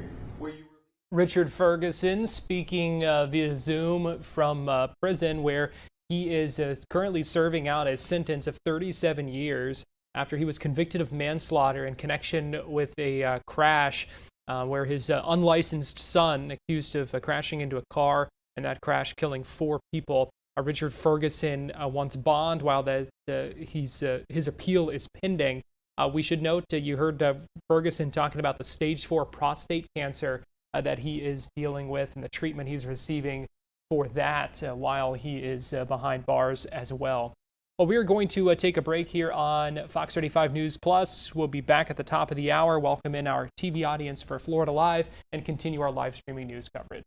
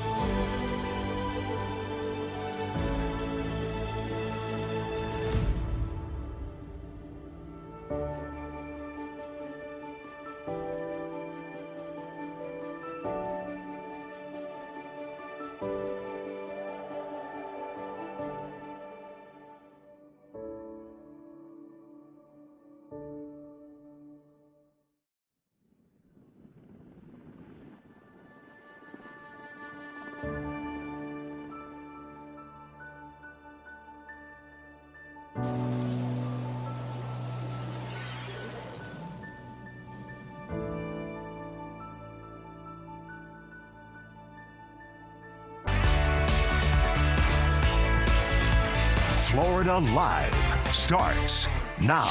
Well, good afternoon to you. Welcome into Florida Live. I'm Garrett Wymer, and thanks for joining us on this Monday afternoon, live on Fox Local and on Fox 35 TV. It's 2 o'clock. I want to let you know some of the things that we're keeping an eye on what has proven to be a very busy Monday across Florida. And so first, let's start by giving you a live look inside a courtroom in Hillsborough County right now, where the penalty phase of a trial of 4 defendants is going on right now. This is the Julio Fulio murder trial. Last week, all 4 defendants, Isaiah Chance, Sean Gathright, Davion Murphy, and Rashad Murphy, all convicted of first-degree murder in connection with the death of that Jacksonville rapper back in 2024. And so now it will soon be up to a jury to decide whether or not those defendants either serve the rest of their lives in prison or are sentenced to death. So we are keeping an eye on that. Let me also give you a live look right now inside a courtroom in Osceola County, where we just moments ago heard from Richard Ferguson, who was convicted of manslaughter in connection with a crash where his unlicensed son is accused of crashing into a car that was carrying 4 other people and killing them. Ferguson was convicted of manslaughter, sentenced to 37 years in prison, and is now asking for bond while his appeal is pending. He was talking about his cancer diagnosis and what he's dealing with behind bars as well. So we're keeping an eye on that. Also at this hour, Florida Surgeon General Joseph Ladapo speaking at the University of Florida. We are monitoring that to see what that announcement is. And we're also standing by to hear from Congressman Maxwell Frost at the bottom of the hour, where he is expected to be joined by a number of Democratic members of the House Oversight Committee, talking about some investigations and legislation that look at ICE and their holding procedures and policies. But we start today by taking a look at a sad case out of Montana, where a man with Florida ties, he's a UCF grad, was killed in what investigators believe was a suspected bear attack. And joining us live now is Fox 35's Marie Edinger, who has been looking into this and also just had the chance to speak with that man's father. Marie, we appreciate you joining us here on Florida Live. What have we learned about what happened, first of all? So as for what happened, this is Anthony Polio. He's 33 years old, and I got to talk with his dad, Arthur, and the two seem really close. They went on a lot of trips together, did a lot of outdoorsy things, and his dad told me about how much he loved visiting different national parks, and he's been to quite a few. So as for what happened, his dad, Arthur, says that he had been on a road trip with a friend and decided to go on this hike. It was 5 miles up, which is really not a problem for Anthony. He was just going to plan to see the sunset real quick and then head right back on down. Pretty steep on the way up, pretty steep on the way down, but downward. So it would go quickly. So he was really not worried about this hike. And when his dad has a voicemail that he could tell was from during the hike, he's on the way up. And when he hadn't heard from him by the next afternoon is when he started getting a little bit worried and called park rangers who started checking in. And then he said they really put all hands on deck trying to search for him. They had drones with radar out there. That's his girlfriend you see in the picture, who he had also recently got into hiking, he said. But they did eventually find his body a couple days later. It was about 50 feet from the trail itself, but the National Park Service believes that's because a bear had dragged him.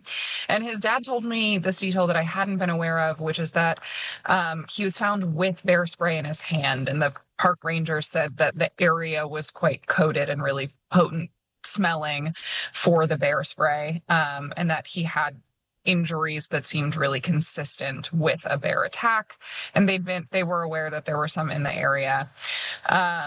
His dad told me this detail that he said his son is really loves gladiator type movies, or all those action movies where, the hero at the end, or there's somebody who sacrificed himself. He said he loves Lord of the Rings, so he brought up, for instance, King Theoden when he dies, as he wants his sword in his hand. And that's a really common trope in action or war type movies. You want the sword in your hand.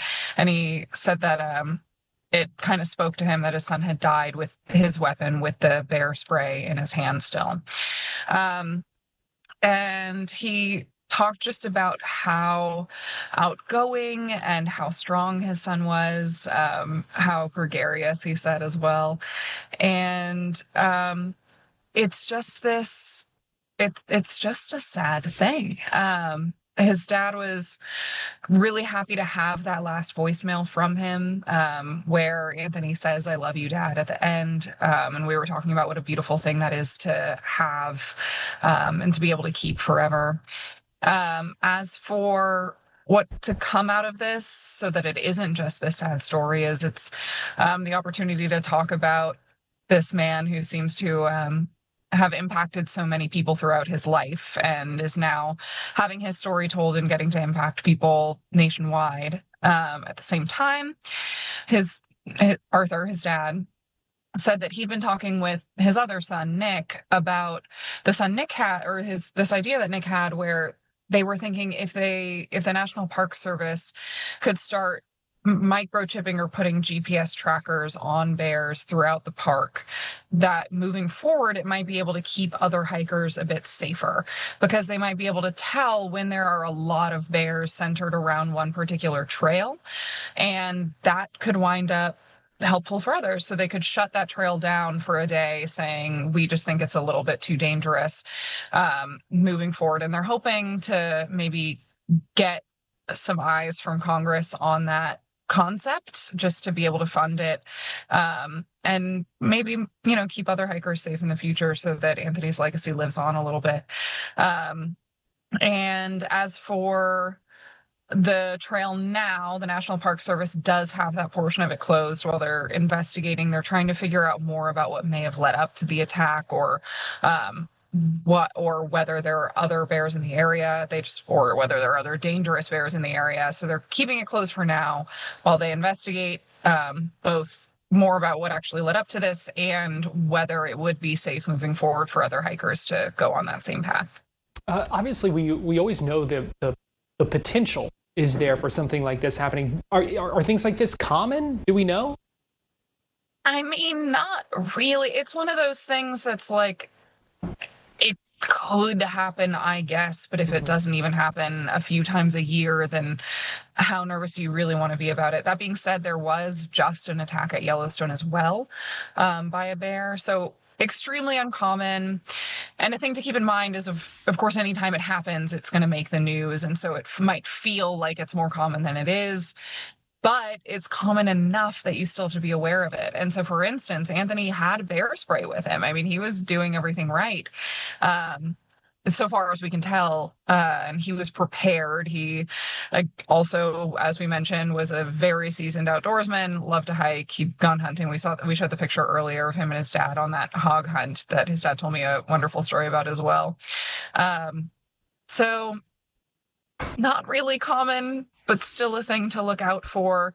Common enough from his dad's perspective to want to make sure that it happens less frequently by trying to chip the bears. Yeah, last thing, Marie, it sounded like an emotional conversation with this family member. Obviously, for something so sudden like this to happen, how are they holding up? That was my very first question I asked Garrett. And I don't want to say he's doing okay. He's just lost his son.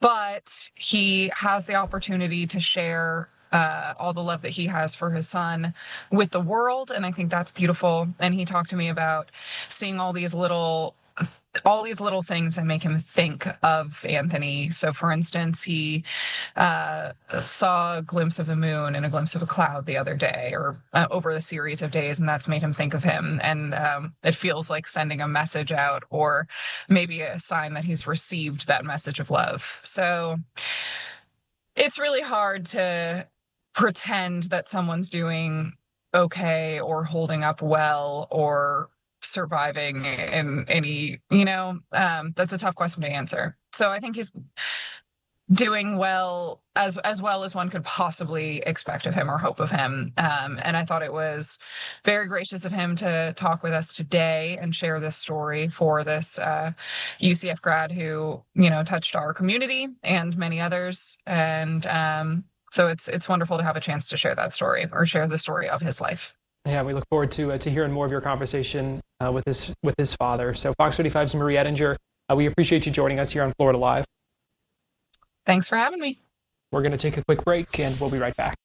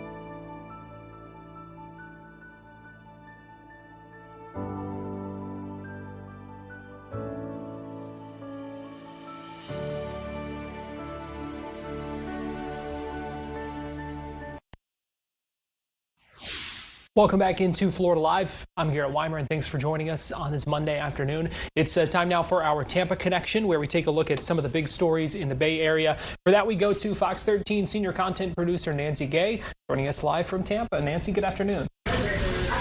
Good afternoon, Garrett. We're going to begin today with some sad news out of Largo, where a mobile house fire that took place early this morning claimed the lives of a woman as well as a 4-year-old little girl. Now, Largo Fire Rescue says that they were called to the Westgate Mobile Home Park, that's on Belcher Road South, just after 2 o'clock this morning. And when crews arrived on the scene, they found the home engulfed by heavy flames.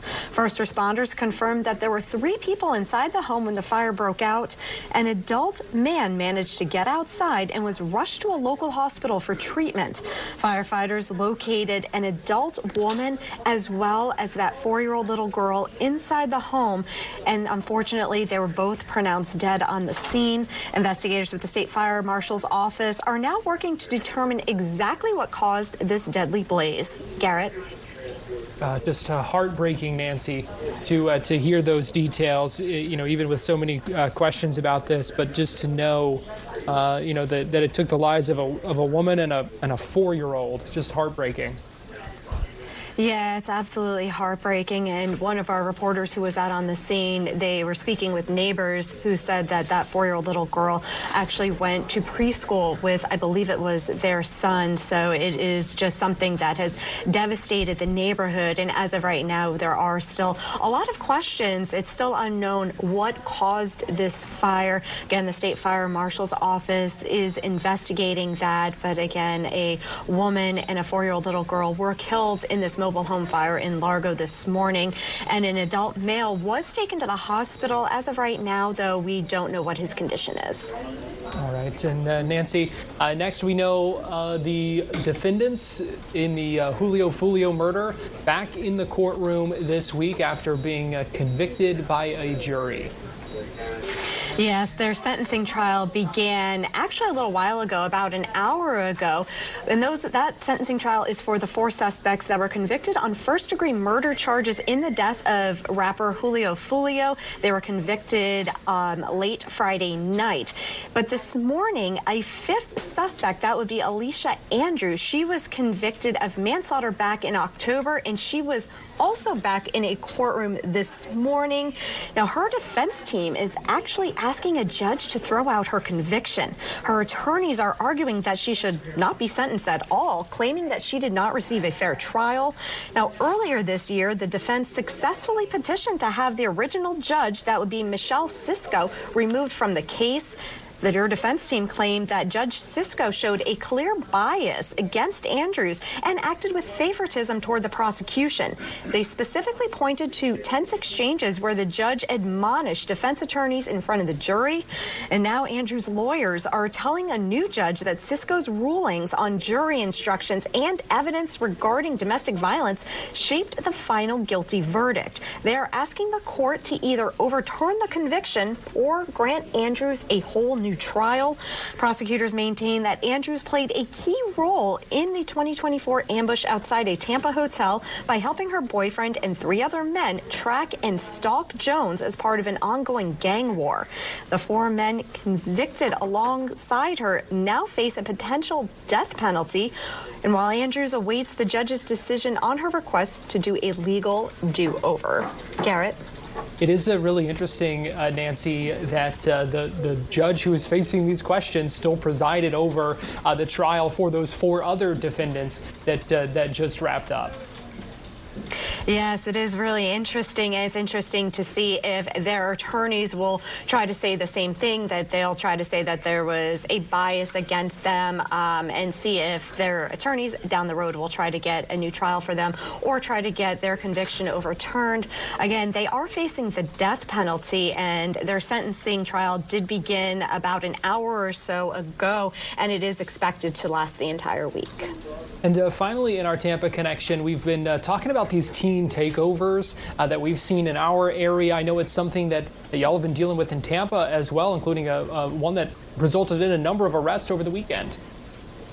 Yes, there are a bunch of arrests over the weekend, including the arrest of a 12-year-old. That is the youngest person who was arrested, and the oldest person arrested during this teen takeover at Curtis Hickson Park on Friday night was 21. And now officers say that their charges include affray, drug possession, and resisting arrest. And during the sweep, police also said that they recovered 2 firearms as well as various narcotics.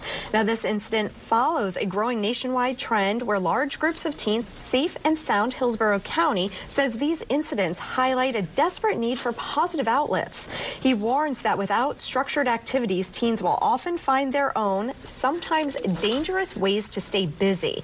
And with summer just around the corner, local experts are urging parents to look into supervised programs. Options like the Police Athletic League's Midnight Basketball and the city's Stay and Play initiatives offer kids a legal, safe environment to gather until 11 o'clock at night.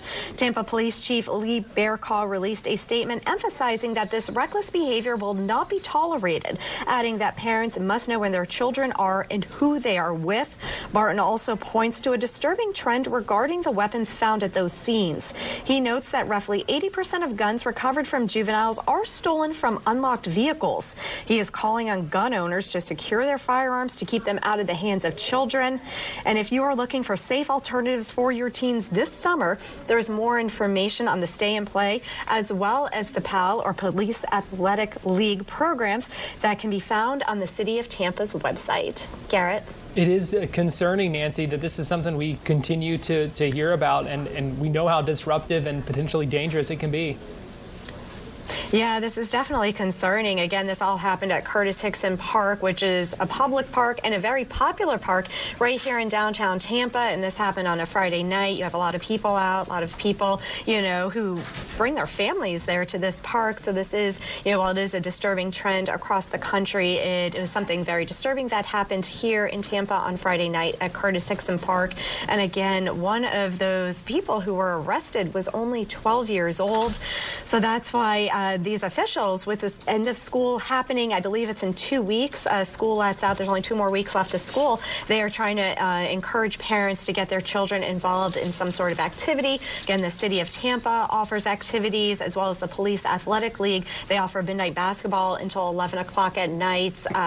Every expert that we've talked to said these children or teens, they are looking for something to do, and a lot of times that's something that they find to do may not always be the right choice. Yeah, Fox 13 senior content producer Nancy Gay, we appreciate you joining us with our Tampa Connection. Thank you. Time now for our Florida Live forecast. I've got Fox 35 Storm Team meteorologist TJ Springer, who is joining me now. And TJ, it's been like the revenge of the humidity. It's been so bad, Garrett. Yeah, it's you walk outside, it just hits you like a ton of bricks. Yeah, but the good thing is, at least from a drought perspective, is we've seen some rain. We know that the storms caused some havoc at Welcome to Rockville just about every day over the weekend. But it is sorely needed rain, as we're kind of in a little bit of a summer pattern right now. We are. You feel so bad for everyone. I know you went out there. It's tough when you plan so much to go to something, and it's like the double-edged sword, because we all know we need it, but it's tough when you're trying to get out and do anything outdoors like we do here in Central Florida. All right. So what are we looking at out there this afternoon? So we're already tracking some showers and storms right now, Garrett. We've seen these develop over the last couple of hours. We're seeing these here with our exclusive radar in eastern Orange County. Some of these working through Alachua County and Marion County, now getting into Northern Lake and western Volusia. We also have a couple that have kind of perked up just a bit that are working through Central Lake and now getting into Orange County, kind of splitting Orlando and Oviedo. We're seeing one also pretty close to Dr. Phillips right now. So we'll be watching these eventually going to hit that sea breeze.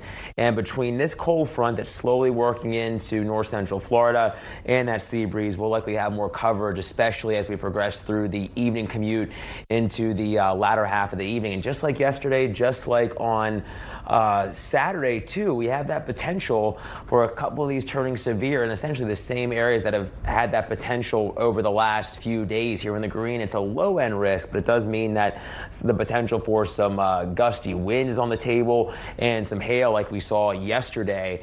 I would say gusty wind the main concern. Thankfully that tornado threat low, but any storm that kind of encounters that sea breeze will need to be watched for any potential rotation.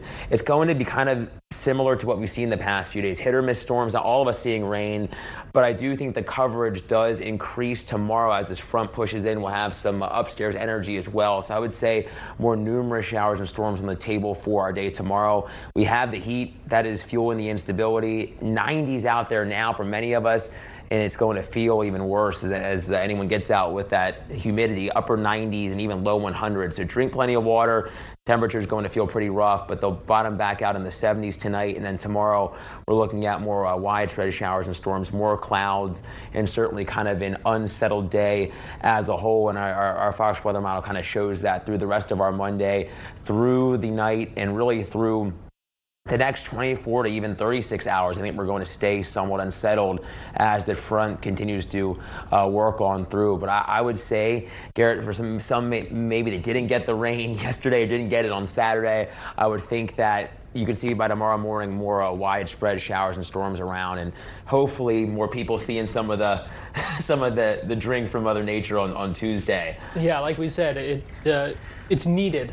Yes. Yeah, I mean, the drought's still so bad for so many, but at least we're seeing, I mean, I feel like the last few days, it kind of resembles our Florida rainy season pattern. So hopefully, I do think we'll kind of get some relief from the humidity, maybe late this week and dry out a little bit, but it looks like we'll see rain chances maybe trying to come back up later in the weekend again. And then, a couple of weeks away from kind of the start to the rainy season and that kind of actual setup? Typically, it's usually late May and early June, so hopefully we'll kind of see that onset, kind of seeing some signals. I'm even shocked that we'll have kind of this cold front getting through. I know we've had a few the last couple weeks, but usually we don't get these getting through at least Central Florida as we hit that rainy season, as we start to get more of the humidity throughout all of the atmosphere. So that's kind of what we're watching for. Can we start to get more of that consistent, just onshore wind daily, and then seeing more humidity just as a whole throughout the entire region, the entire atmosphere? All right, Fox 35 Storm Team meteorologist TJ Springer, we appreciate you joining us with our Florida Live forecast today. Thanks, Garrett. We're going to take a quick break and we'll be right back.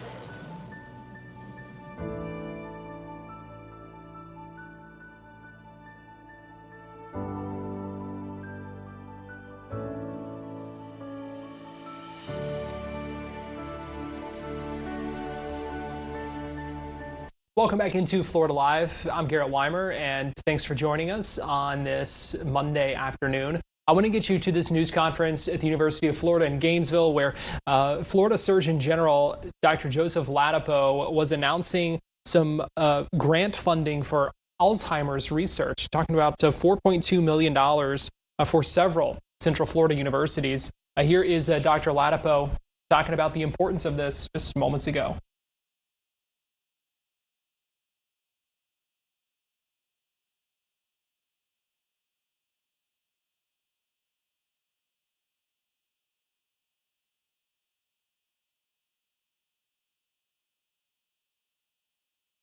All right, we are working on getting the audio for you from this, but again, this was just moments ago where... Just touched on a lot of people, and it underscores the importance of research in this area and examination of the different theories for the etiology along with the treatment options. So all of that brings me to today's announcement. So I am pleased to announce the latest recipients and their institutions of the Ed and Ethel Moore Alzheimer's Disease Research Program grants. So we are going to be awarding more than $4.2 million to support research efforts across the state in Alzheimer's disease. And this research will support work at 8 leading institutions here in Florida. They're all leading here in Florida. So these institutions include the University of Florida, where there are 3 recipients of the award, Baptist Health Jacksonville, Mayo Clinic Jacksonville, the University of Miami, Mount Sinai Medical Center of Florida, the University of Central Florida, Advent Health Orlando, and Florida Atlantic University. I want to also mention that Advent Health Orlando and Baptist Health Jacksonville are receiving an award for the first time from this program. So the research that's going to be funded is really diverse, and everything from diagnosis to treatment to really basic science in terms of understanding the etiology of the disease. We'll have a press release later with details of the recipients, and it may even include some information about the project details. So this is, again, very, very important work.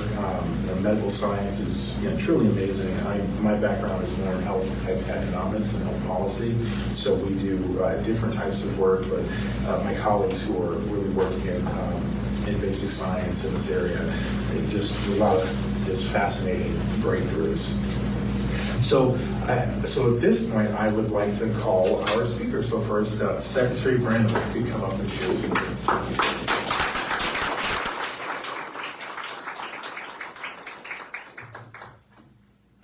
Quite a bit shorter than our Surgeon General. Thank you so much, Dr. Latipo. It's always such a joy to be with him. I really feel like Florida is pioneering the space. We all know Florida has second highest prevalence for Alzheimer's disease in the country. This is the 6th leading cause of death in America. It's the 6th leading cause of death in Florida. We have almost 600,000 people currently diagnosed and 1.2 million people in Florida providing unpaid care. So to me, we need to be tip of spear. And if you look today at the NFMOR grant program, it is just such a thrill to see Florida researchers really being pioneering the space, being tip of spear. I spend a lot of time in DC. I'm chairing the National Alzheimer's Disease Advisory Committee for the President and Secretary Kennedy because they really want to continue to be advancing this as quickly as possible. And research, good research breeds more good research. Energy in the pipeline breeds more good energy in the pipeline. And for all of us researchers, we know that. So it is imperative to ensure that we're giving the best of the best, best of the best here in Florida, the opportunity to continue to advance these priorities, especially when we have people in DC and our own governor. Back in the day, Surgeon General said he started in 2018. He was the only governor in the country that created a dementia action plan. He gave me that dementia action plan. There were 5 things on that plan. We were able to knock them out in a series of 5 years. So literally got to a point where we had created the only Florida Alzheimer, or the only center of excellence in the entire country. Is the Florida Alzheimer's Center of Excellence. It's run by our Deputy Secretary back there, Carrie Ayer. But it's the only one that a state unit on aging is in charge of. And that's exciting because it's pioneering not only research and opportunities and pairing different loved ones with research in their area, but also providing wraparound services, care, and support for our caregivers. So until we get to the cure, we're taking care of all the people that are living with this disease today. I got to work for the Alzheimer's Association for 10 years and just saw the day-to-day struggle and pain that families went through and the courage that it takes to be on the forefront of the disease as a family, to go advocate for better research, better services, better opportunities, not for themselves because they were facing down a brutal and fatal disease, but for the next generation. So here we are. We're in that generation of time and space, and I feel like the research pipelines are more robust and promising than ever. I feel like we have the opportunity, this lightning in a bottle time, to really plug in to the public health arena and bring this to the forefront of America as a public health crisis. So I'm so grateful today to be a part of it. It has been a life's work's journey for me my entire career.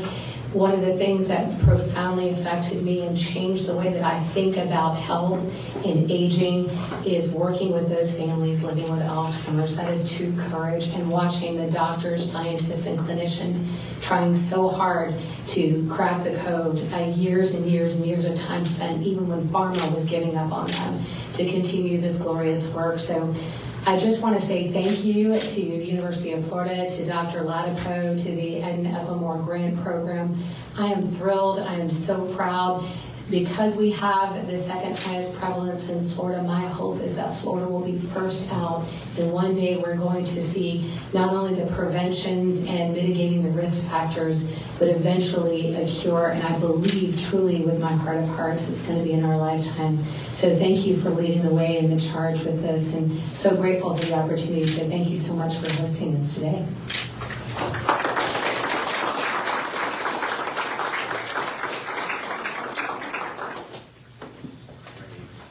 Okay, next up, Dr. Bison.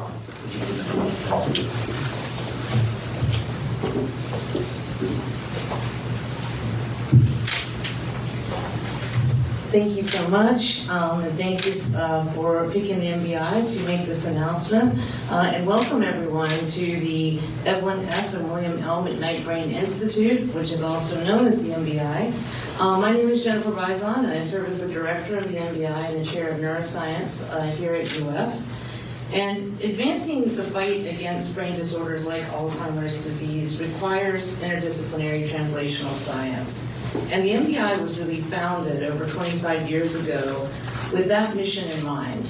Our goal is to unite neuroscience and neuromedicine research to transform brain health and improve lives. And today, the MBI provides a structural backbone for neuroscience across our university. We bring together more than 300 investigators from 10 colleges, more than 30 departments, some of which are receiving awards today. Today, the MBI is really focused on Alzheimer's disease, and Alzheimer's disease provides a powerful example of how our collaborative and interdisciplinary model works in practice. As you've already heard the statistics, Florida has one of the nation's largest and fastest growing older populations, and consequently, one of the highest burdens of Alzheimer's disease. At the MBI, we believe it's imperative to address this growing health crisis in our state, from early detection to prevention to clinical trials and translational discovery that will provide hope for those families that are affected. Our patient populations, clinical infrastructure, and research expertise allow us to tackle Alzheimer's disease on a nationally meaningful scale. Our UF-led One Florida Alzheimer's Disease Research Center is a consortium of 5 Florida institutions. Now in its 11th year, it has built a robust, longitudinal, multimodal data set that can be analyzed with new powerful AI tools. This includes AI-driven analysis of neuroimaging and blood-based biomarkers that are enabling earlier, more accurate diagnosis, as well as identifying therapies that may slow the disease in some populations. Looking ahead, the MBI is expanding our human-based neuroscience platforms and strengthening capabilities in advanced microscopy, computational and spatial biology, and brain imaging. By connecting these capabilities with clinical research, we hope to accelerate the movement from discovering the laboratory to the patients who need them. The challenge of Alzheimer's disease is too large for any single lab, any discipline, or any institution to solve alone. But by combining the infrastructure, scientific collaboration, and clinical expertise, we believe we can advance discoveries that will meaningfully improve outcomes for patients and families. At the MBI, we are committed to building the scientific foundation for the next generation. Hearing from some of those organizations talking about how this money will go to help the fight against Alzheimer's disease. You heard them say Florida has one of the highest incidence rates of it in the country. We're going to take a break right now here on Florida Live. Don't go anywhere. We'll be right back after this.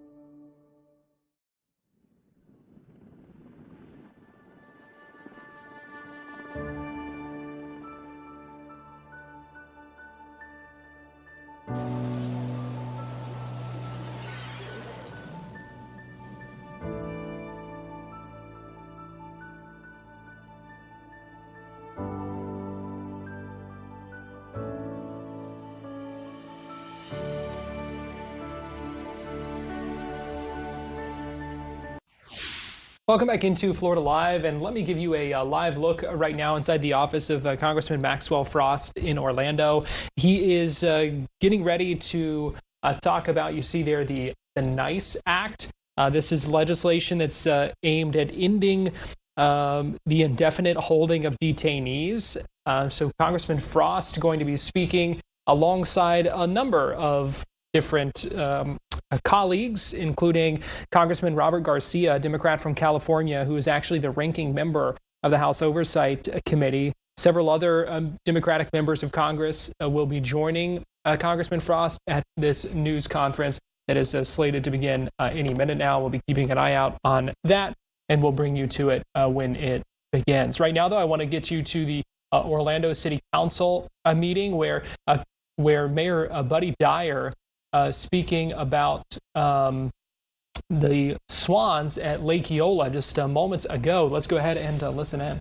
In the news, unfortunately, for a number of them passing away from the avian flu, and they've been a constant in our community for a long time, having started out. Sentinel had a good article yesterday, I think it was, on the fact that they had started out in Lake Lucerne, when Lake Lucerne didn't look exactly like it did today, and had to navigate alligators and all types of things, but have survived through this latest tragedy in terms of losing a number of them.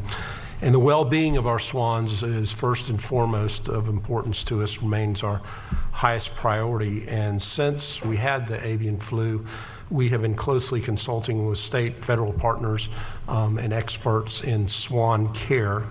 And we have decided that it would be prudent to pause the swan program and work with partners in animal care to rehome them. If you've been following our master plan, we're about to undertake major construction in Lake Eola Park, and it would not be conducive for the well-being of the swans over the course of probably the next 3 years or so. So at the end of that construction period, we will revisit whether to reintroduce the swans. It would probably be in a more limited number than we currently have. It turns out that most of the experts would tell you that we have had more swans than we need to have. Now, that does not mean that there won't be wild swans that visit us from time to time, and there may be a number of wild swans that decide, since the swans that were resident there have left, it's a good place for them to come and visit. And we will try to establish the same rules of not feeding the swans and caring for them. So I want to thank the staff and the volunteers, Commissioner Sheehan, for all their work and advocacy over the years, but I think this is the most prudent step we need to take right now. Items of note on the consent agenda. So that was Mayor Dyer speaking just moments ago at that council meeting, where he talked about the decision to pause the program, and also saying that if they bring those swans back afterward, it likely will not be as many of them as they currently have. So we are still standing by for the start of that news conference in Orlando, where we are going to hear from Congressman Maxwell Frost talking about ICE detention. We did hear today from Governor Ron DeSantis, who spoke in one of his news conferences earlier and was asked about Alligator Alcatraz, whether it is going to be winding down its operations. Here is what Governor DeSantis said about that at a news conference in Fort Myers just a little bit ago.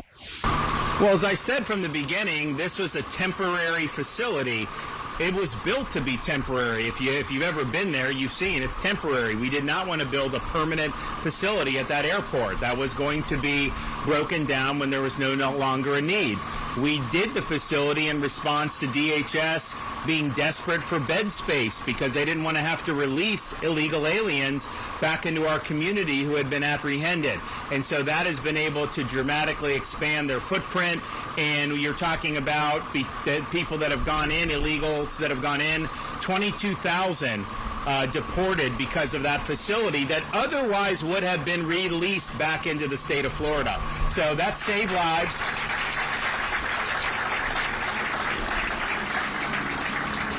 So that saved lives, and it's been something that has been very effective. Now, since we did that, DHS has gotten a massive infusion of money. They have the wherewithal now to expand their ability to do the detentions. And at some point, if they tell us that they have what it takes, so that if you have a criminal alien that our highway patrol picks up and gives it to DHS, that DHS is able to handle that without us having to do, great. I'm all for that. They have not told us that that is what is going to happen right now, though. And I know I think there's discussions about what your footprint would be. That's natural. They have a new secretary in from where it was. And so I know they're doing a lot of evaluations. I have not talked to the president about it, but I've talked to Tom Homan about it. He does not want to relinquish the ability to use those beds, was my understanding. And what I said was, look, we're not personally, we're there to help. They send, we stage, and then they take away when they're ready. If they stop sending to us, then we obviously would break it down. But that's going to be a decision that they're going to have to make, and they may have more capacity to handle these folks now. That's great. That ultimately is how it should be. We have a supporting role in this, although Florida has done better than any other state by far, because all of our law enforcement agencies are required to participate. And we had a big kerfluffle at the beginning of 25 over this with the legislature, because I thought it was very important that we do have that requirement. Because if you don't have that requirement, it just takes one police chief to end up trying to kowtow and be like a Minnesota. For us, everybody knows the expectations, everybody knows you cooperate, and that's made it a lot better for everybody. And so we'll see kind of how that shakes out. But ultimately, people that were saying at the beginning that, remember, they would say this was going to, you're going to have this massive prison, and it's going to create development in the area. I said, no, that's not going to happen. They said, it's going to have all kinds of runoff, and we have all the sanitation cabined and hauled off every day. Then they criticize you because it costs money to do that. Well, I'd rather pay the money than and keep everything clean. But all these different things people said, all of them, are not going to end up being true or have already been proven to be false. It was always meant to be a temporary facility, and as long as they continue to pursue the mandate that the president was elected on, how they do that, I think that there's different ways to skin the cat, so to speak. So if they have more detention capacity and these are not needed. Now, we also have the deportation depot in North Florida, which is also done very, very well. It has been very, very helpful. We opened that, I think, probably like in the middle of October, couple weeks. So it was right by Jacksonville and Baker County, about 2 weeks before the Florida-Georgia game. And I was accused of doing that to be able to put Georgia fans. I was not doing that. That was not true. But we were able to do it. We used an old wing of one of our facilities that wasn't being used for corrections, and we're able to get there. Now, that is a permanent facility that was no longer being used. If it's not necessary for the immigration, then, potentially it would just go back to what its previous state was, where it wasn't being used. But Alligator Alcatraz was always temporary. There was never any desire or intent to keep that there on a permanent basis. And we always viewed it as an emergency measure to be able to help with this very important mandate. Some people are saying, the midterms are coming up. Some are even talking about that they should try to do an amnesty for some illegals. We can't do an amnesty here in this country. That would have devastating consequences. I think it would start to fuel more illegal immigration. It's obviously not consistent with what Republicans have run on, but continuing the mission and making sure that we are enforcing the law, that we are taking people who are not authorized to be here and repatriating back. I think that's got to continue to be the mission. And you hear people saying, they should just stop doing it. I think if you stop doing it, I think you have big-time problems motivating your base to come out in the midterms. And that's not the main reason you do it because it's right. But the people that say politically somehow it would be better, I think it would be just the opposite. I think it would be a big problem politically to walk away from the deportation mission. Governor Ron DeSantis speaking at a news conference just a little bit ago. I do want to give you a quick update on this news conference at Congressman Maxwell Frost's office. It does sound like it may not be starting until a little bit closer to 3. So just do want to let you know that we will be live streaming that for you when our news coverage continues at 3 o'clock on Fox 35 News Plus. Right now, we still have more Florida Live, though, so don't go anywhere. We're going to step aside, take one more quick break, and we'll be right back after this.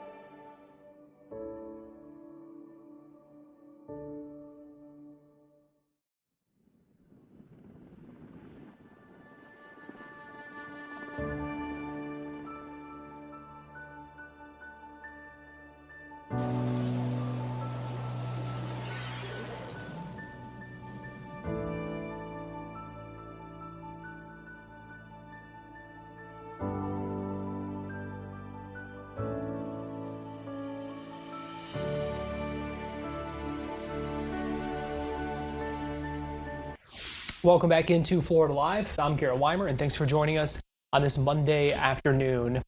Attorneys for the family members of one of the victims killed in the FSU shooting announced today they are filing a lawsuit against OpenAI, the company behind ChatGPT, because of the role that they believe it might have played in online searches conducted by Phoenix Eichner, the FSU shooting suspect. Had the chance to speak with Greg Francis, one of the attorneys, just moments ago, just a little bit ago, actually, on Fox 35 News Plus. Here's what he said about their complaint, the claims they're making, and why they believe AI needs some safeguards, more safeguards in place to prevent things like this from happening. So first of all, just talk to us about this lawsuit, the complaint, what you are alleging, and why this is something that you feel is important. You know, this is a matter of public safety. It is well known within the AI industry that teenagers these days use ChatGPT as their life coach, that they don't make a decision without running it by ChatGPT. And with that understanding that how important and how integral and how integrated ChatGPT has come with these especially for teenagers, it's important that the right safeguards are in place to ensure that something like this doesn't happen. Listen, AI itself is not bad. It's just that they need to have things in place so that when someone starts exhibiting behavior, asking questions, having discussions about certain topics, especially in a cumulative fashion, that someone step in with a red flag and intervene at that point. And we have heard before, because we know the state is also investigating OpenAI, and I know that was something that was referenced during the news conference today as well. Where does the line of what is the line of liability and responsibility for one of these AI companies, in this case OpenAI, when you're talking about a role that they played in this, as opposed to if it were a human being or something doing something similar, providing some of the same information? Well, I'm sure you're aware of, how new and innovative AI is. So some of those questions and where the line is drawn are what we are attempting to assert and find out in this case, exactly what those responsibilities are. From our perspective, we believe that if you can build a product that will provide information to someone based upon the queries that they ask, and let me be very clear about this. ChatGPT is very different from Google. Google is just input of information and they will give you an answer. ChatGPT involves you in a conversation back and forth. And that's why in this case, we believe that they are civilly liable because of the fact that they allowed this individual to continue to have conversations and basically get advice on exactly how to commit these heinous acts. As Attorney Greg Francis speaking with me earlier today, this all comes in the backdrop of the state investigating OpenAI over similar accusations as well. Here's a statement from a spokesperson for OpenAI saying last year's mass shooting at Florida State University was a tragedy, but ChatGPT is not responsible for this terrible crime. After learning of the incident, we identified an account believed to be associated with the suspect and proactively shared this information with law enforcement. We continue to cooperate with authorities. In this case, ChatGPT provided factual responses to questions with information that could be found broadly across public sources on the internet, and it did not encourage or promote illegal or harmful activity. So that is the statement from OpenAI, again, the company that runs ChatGPT, one of those AI chatbots that you may be familiar with. Well, we are out of time here on Florida Live. Appreciate you joining us today. But remember, our live streaming news coverage does continue next. So if you're watching us on our digital platforms, Fox Local, YouTube, Facebook, right now, don't go anywhere. We'll be right back with this news conference that we expect to be getting underway any second now in Orlando with Congressman Maxwell Frost. So keep it right here. If you're watching us on TV, thanks for joining us, and I'll see you next time.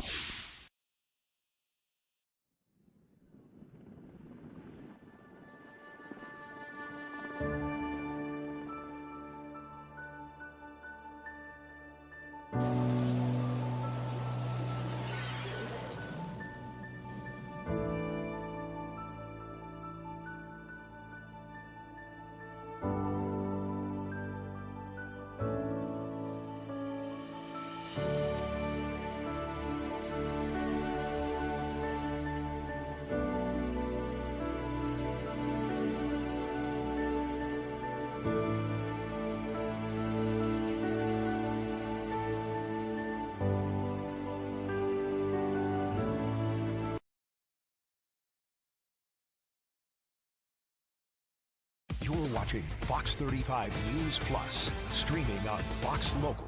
Welcome back into Fox 35 News Plus. Garrett Wymer here, and thanks for joining us. Give you a live look right now inside the congressional office of Maxwell Frost, a Democrat from Florida who represents the Orlando area, and this is his office in Orlando. You can see the podium there saying "Nice Act, No Illegal Captivity and Extensions Act." We expect to hear from Congressman Frost any minute now, alongside a number of members, other Democratic members from the House Oversight Committee, including Congressman Robert Garcia, a Democrat from California who is the ranking member of that committee, as well as Congressmen and women Yasemin Ansari from Arizona, Wesley Bell from Missouri, Summer Lee from Pennsylvania, Ayanna Pressley from Massachusetts, Emily Randall from Washington, and Suhas Subramaniam from Virginia. We also expect to hear from Felipe Souza Lazabale, who is the executive director of the Hope Community Center, and other advocates as well speaking at this news conference where we expect Congressman Frost to announce some new investigations and legislation, as you see the NICE Act there, that would end the practice of holding detainees indefinitely. We expect him to highlight Orange County's new agreement with ICE as well that transitioned from an intergovernmental services agreement to a basic ordering agreement that restricts immigration-related detentions to 48 hours. So we expect to hear much more about this any minute now from the office of Congressman Maxwell Frost. We should also note that looking ahead to tomorrow, that Congressman Frost, many of these same members of the House Oversight Committee, going to be holding a field hearing down in South Florida, where they are going to be speaking with survivors of Jeffrey Epstein, going to be part of the investigation into sexual abuse, trafficking, looking into the Epstein files. We know that probe has been continuing for a while now, and so many of these same members of Congress will be part of that field hearing because they are part of that House Oversight Committee. So that's going to be coming up tomorrow, and we'll have more coverage of that for you here on Fox 35 News Plus. Well, before this begins, while we've got a minute here, we're going to go ahead and get our 3 o'clock half-hour break in. So we're going to step aside for 2 minutes, and we will be right back with more here on Fox 35 News Plus.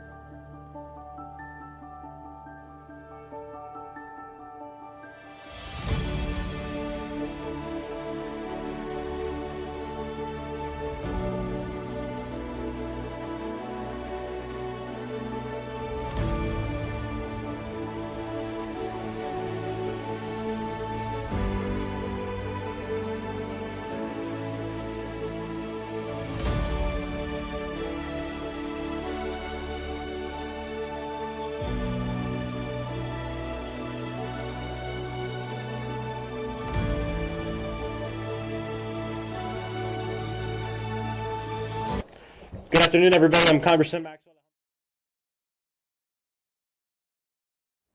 Welcome back into Fox 35 News Plus. Congressman Frost just began speaking here just a few seconds ago. Let's go ahead and listen in. House Democratic Oversight Committee, our local partners and advocates. We have Felipe Sosalaza-Ballet here from the Hope Community Center. We have Melissa Marantas from the Orlando Center for Justice. Today, members of Congress came to Central Florida to conduct oversight of ICE detention practices and to learn and host hearings of the growing role in local jails and what is going on across the South, but especially here in the state of Florida. ICE enforcement looks different here than many other states across the entire country. Not only do we have a complicit state government, but we have a state government that forces local governments, local law enforcement, local jails, local officials, from the school board to the county commission and everything in between, to be a part of the horrible ICE, not deportation, but kidnapping and human trafficking of our neighbors across the entire country. This morning, we held a roundtable and a hearing with advocates, attorneys, and those directly impacted by ICE to hear about what's going inside the facilities, what's happening with the transfers, and the coercion that's happening of our local officials being forced to do the bidding of Ron DeSantis and Donald Trump. We just came back from a visit from our local jail to hear from detainees directly about their detention and exactly how they were picked up. And what we heard today about what's going on across the state of Florida is deeply disturbing. We all know of the horrible practices that ICE was engaging in with essentially exploiting a loophole of the detainer system, which is essentially where a local jail will hold someone for ICE anywhere from 48 to 72 hours.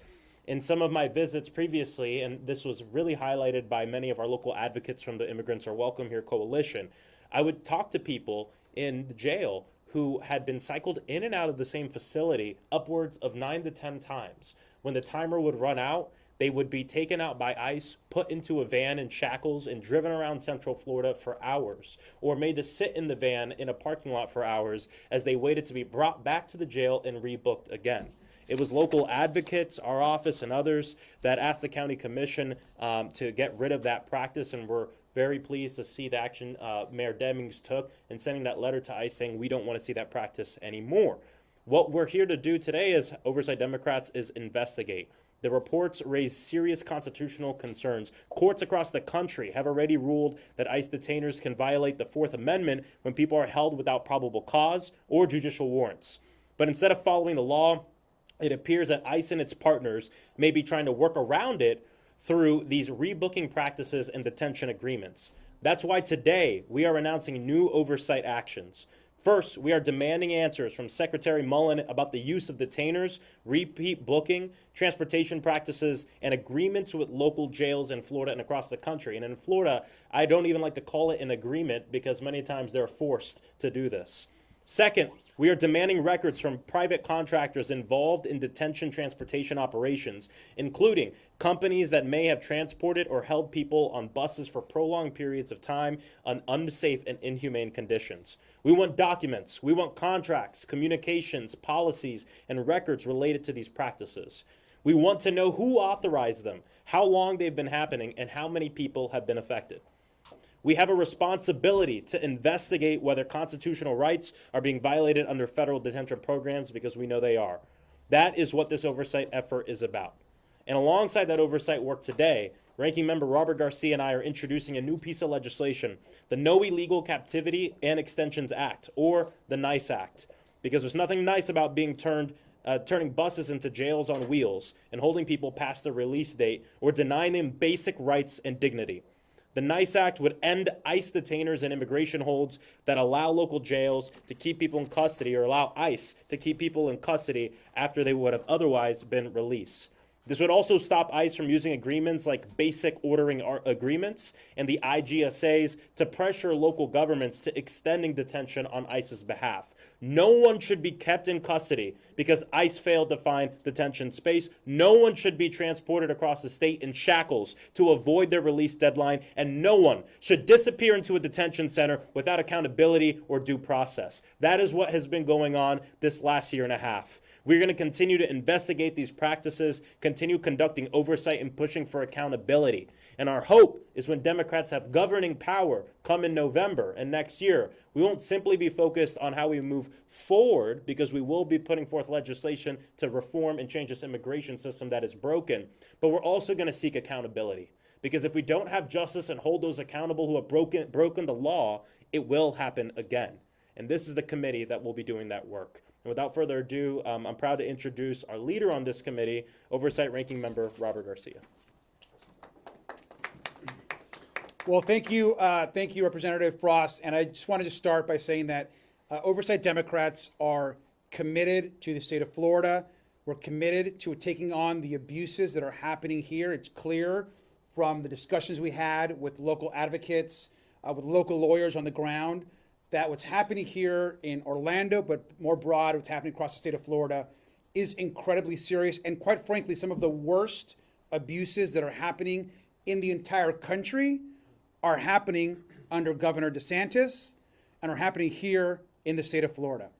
What we heard around not just the detainment of folks, but how they're being held, going in and out of these facilities and jails, the way folks are being stopped by all sorts of state agencies, should outrage every single Floridian and should outrage every single American. I want to thank Congressman Frost for inviting and advocating for the Oversight Committee to come here to Orlando, to Central Florida, to ensure that we hear these stories directly. And obviously, we all come from different states, whether it's California or Pennsylvania, Virginia, Missouri. We have obviously folks from here, from Arizona, from Washington, all across the country. And we have abuses happening everywhere. But it's so important that we hear directly from people that are working in our facilities, that are experiencing the everyday connections with the folks on the ground. And that's what we're grateful to you, Representative, for having us here and for doing this work. And the last thing I'll say is we are committed as a committee to holding DHS and ICE accountable for the unconstitutional crimes that are happening right now against Floridians here in Orlando and beyond. And whether they're in office right now or not, like Kristi Noem, who's now gone, she still will be held accountable. And we're here because we want to listen to these stories. It's important for us to talk directly to folks, and we're grateful to be here with all of you. Representative. Thank you so much, Ranking Member. Thank you so much to your leadership and all the members for coming to Florida. Tomorrow, many of you know, we will be in West Palm going through and continue our investigation on the crimes relating to Jeffrey Epstein. But I'm proud that a lot of members of the committee came to Orlando today to discuss ICE and accountability. Without further ado, next up, we'll have the Executive Director of the Hope Community Center, Felipe Sosa-Lazabale. First of all, thank you so much for your leadership, for everything you do, Congressman Frost, for your incredible work. I can attest personally to the incredible work that his office is doing to protect our community. I am Felipe Sosa-Lazabale, and I am the Executive Director of the Hope Community Center. Hope Community Center has been in our community for over 50 years, fighting for everyday working people who come to this country with one simple dream, the dream of being able to fulfill their dreams of justice, freedom, and an opportunity. Well, this dream has now been shattered by injustice like what happened to the Juarez family, which were victims of a crime and then were detained and deported, left their older daughter, who now is the mom to their two younger sister and brother. This is the ongoing struggles faced by our community and something that needs to be addressed now. And we know that Governor Ron DeSantis is not going to give us what we deserve. And we have asked the members of Congress to bring that message directly to Washington, D.C. and create meaningful pathway to citizenship and also a way to actually hold accountable ICE. Lo voy a decir bien brevemente en español lo que he dicho. Primeramente le quería agradecer el liderazgo del congresista Maxwell Frost por todo lo que hace y también por el gran trabajo que hace aquí en su oficina. Bueno, hoy nosotros tuvimos la oportunidad de hablar con los miembros del Congreso y decirles directamente sobre el dolor que estamos viviendo aquí en la Florida. Dolor como por ejemplo de la familia Juárez, que fueron víctimas de un delito. Y no solamente fueron aprehendidos, pero también detenidos y deportados. Dejaron por atrás su hija, que es ciudadana, y ahora es mamá de sus dos hermanos más pequeños. O sea, eso es una injusticia que está pasando todos los días. Nuestro mensaje fue claro. Necesitamos una reforma migratoria con una manera que nosotros podamos llegar a la ciudadanía. Y también necesitamos que miembros del Congreso digan al gobernador DeSantis que paren con estos abusos y pasen leyes a nuestro favor. Muchísimas gracias. Next we'll have Melissa Marantas from Orlando Center for Justice. Thank you so much. As an attorney at Orlando Center for Justice and executive director, we constantly see violations of due process rights. Whether it's a family that pulls over because they have some issue with their car on the side of the road and are then questioned and detained. Whether it's someone innocent who has no criminal background waiting for a process to get a decision, sitting in a car, being detained and held without any charges, without any documentation. It's affecting our economy, it's affecting our local families, and it's affecting the ability of our communities to continue to move forward and feel safe. Our police officers in our community are trying to do a job that they want to do to keep our community safe. They do not need to be occupied by things that are not going to continue to keep our community safe, and by trying to worry about the background of someone and trying to go through that here locally. We don't need that with our police and our enforcement. We need them to be able to look into the communities and protect us from crime and from other issues that are happening. So we stand with whatever will continue to continue to be a force for our community, in favor of our community, and help them to be able to move forward. Rapidito en español. Nosotros sabemos, como abogados, vemos que hay una injusticia que está pasando. Personas que paran un auto porque algo le haya pasado al auto al lado de la carretera y lo están deteniendo. Personas que están detenidos sin cargos ningunos. O sea, no es que tienen algo criminal y está afectando a nuestra comunidad, está afectando a nuestra economía, está afectando a nuestras familias. Sabemos que nuestras policías tienen un trabajo que hacer y queremos que lo puedan hacer, que puedan mantener nuestras calles seguros, pero que no enfoquen en esto. Eso no es el trabajo de ellos y no debe ser donde estamos imponiendo todos los dólares de nosotros, que queda tan poquito para hacer toda la necesidad. Muchísimas gracias. Thank you so much to all of our advocates, and I really want to thank the members for being here. Representative Emily Randall, we have Representative Yasemin Ansari, Representative Summer Lee, Representative Robert Garcia, Representative Suha Subramanian, and Representative Wesley Bell. I also want to give a shout out to someone who was part of one of our hearings this morning, Commissioner Nicole Wilson. Thank you so much for your leadership on the county. With that, happy to answer any questions. We have a little bit of time. I'm curious, what did you guys hear at the jail? What was the discussion like there, and what was it, Ranking Member Garcia, that you mentioned that was so appalling to you? Look, I think first, I'll just share briefly. There's a lot of folks in there that have, many of them don't know why they're there. Many are concerned they are there with legal work permits, which is something we heard pretty unanimously amongst the group. It was shocking. It's just one quick story. There's a gentleman there who drives for Uber. There are multiple Uber drivers here, by the way. One Uber driver who was picked up from the Daytona Festival just this last weekend. He has a 5-year work permit to be here. He has a license, of course, to drive, and he was stopped. Had no idea why he was stopped. He showed his work permit, he showed his license. Then he explained that through Uber, to become an employee of Uber, the state itself of Florida has to license you as a driver and give you separate documentation. He has all of that, gets detained, gets brought to the facility, and in just under 2 weeks, he actually has an appointment at the court to actually talk about extending his permit that he's here for legally, that was given to him to actually work in the state of Florida. And that's the type of abuses that we're seeing right now, which we're all incredibly horrified by. Yeah, something that and something that we've noticed from the last conversations we had is there were several people there who were apprehended at Rockville, the festival that happened. So obviously there was some sort of ICE targeting at Rockville and many other events across the entire Central Florida area as well. A lot of Uber drivers who were out there trying to earn a living, right, being productive members of society, driving people to the concert, driving people back home who were picked up. And it's obvious that law enforcement is out there targeting people.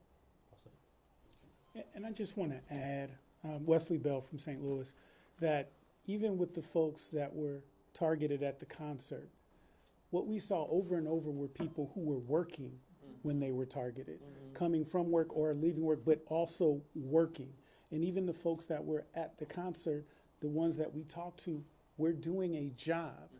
And so those two, that stuck out to me. And the second thing that stuck out to me is the lack of transparency.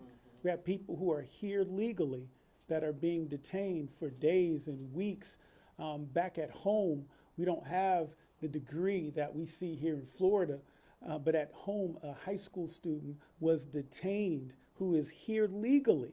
And if it wasn't for our office intervening, would have missed their high school graduation. And what we're seeing is horrible, and this is not what America should be standing for. Any other questions? Yeah, yes, sir. Did you talk to Cleon Williams or Uncle Lou today when you were at the jail?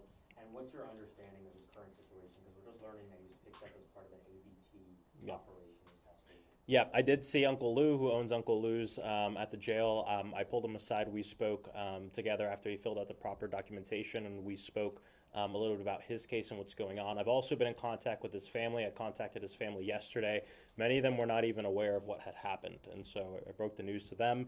And working alongside Representative Ana Escamani, we were able to help him retain legal counsel, which is the most important thing at this point. I spoke with ICE this morning about his specific situation. What we can assure everybody is we're going to make sure that he gets the due process that he deserves. Right now, he has that legal representation. He actually had a phone call scheduled with his lawyer right after I left. I asked him if he told me to give a message to the community is that he loves everybody. He wants to get back to continuing to help with the art and culture in Central Florida. As many of you know, Uncle Lou's is a music venue that a lot of times will host the small independent artists who have a hard time getting booked at other places. And he said he just wants to get back there to continue to provide that for the community. Even though he's in this really bad situation, he said he's still trying to keep his hopes up. And he appreciates all the love that the community's putting forth. And just to clarify, he's not facing any criminal charges, but the impetus for his detainment was the alcohol ordinance violation? There was some sort of operation that went on. I don't want to talk too much about his personal situation, but there was some sort of operation that went on that didn't just target his Uncle Lou's, but many of the venues on that strip. As you know, there's many music venues on that strip. So that's what we were told has happened. And so, but we're working hard to make sure that he has the due process he deserves. He has that attorney retained, and we spoke with ICE this morning to plead that case. I have a question, Congressman, about the act. Nice act. What specifically will these legislators change, and when do you plan to introduce it? Right now, there's a big loophole having to do with the detainers. Again, for people who don't know, what was going on here in Central Florida and across the state, and perhaps in other states as well, is that when that clock would run out, ICE would pick up the person, put them in a van, either just drive around for hours or sit them in a parking lot, and then bring them back and rebook them. Last year, this was happening maybe once or twice per person. By the beginning of this year, we were told it was 9, 10, 11 times, essentially turning a van into a jail on wheels. It's a complete abuse of the detainer policies. I personally believe detainers shouldn't exist, and this would help us curtail all of that in that legislation. Do you have a date when you're planning to introduce it? We introduced it today. Yeah.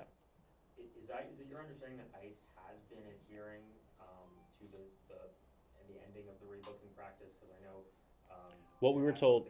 Yeah, what we were told by the jail is that they have not seen that rebook happen. But part of the reason why is because the number itself has come down so much, and who knows what's happening at other jails across the entire state. That process is probably definitely still playing out. So just because it's something we were able to help curtail here in Central Florida doesn't mean it's not happening across the state.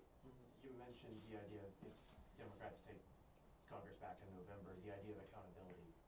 What does that look like in your view? What types of things do you think is realistic for this group to take? Yeah, I mean, does anyone want to? Okay.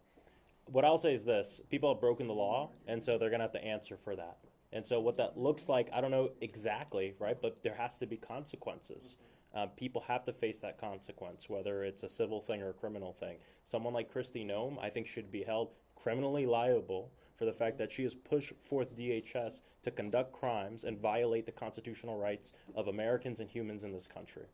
And I don't care what her employment status is. She broke the law and she has to answer for that. Same thing with a lot of her lieutenants and people who are just under her as well. So that's something we'll be investigating. Part of the purpose of an investigation and for us to look into is to figure out what should happen, right? So we don't necessarily have all the answers of what should happen, but we know the people who are culpable of what's happened.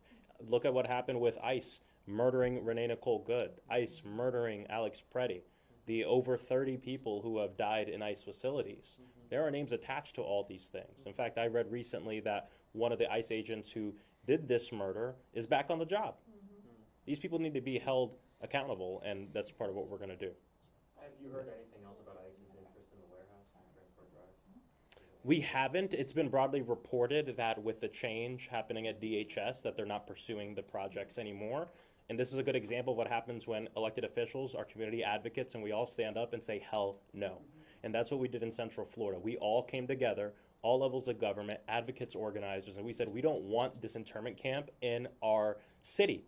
And they started popping up in cities across the country. And I really believe that because of what we did here, we held that back. And with the change that happened at DHS, I don't think that project is moving forward anymore. Thanks, everybody. Appreciate it.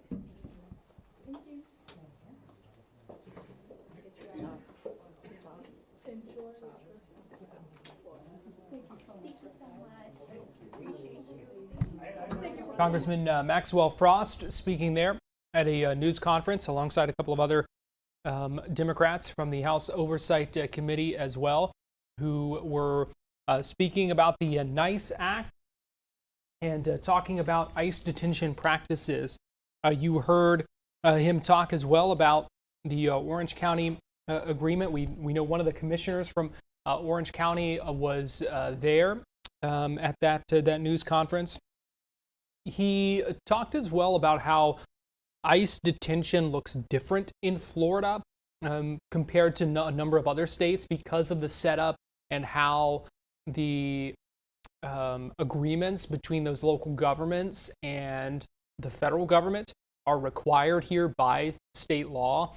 And so he talked a little bit about that and said that ICE detainers and some of their practices for extending holds raises serious constitutional questions, as he said. And he said they met with some ICE detainees today, conducted oversight by meeting with them and speaking with them.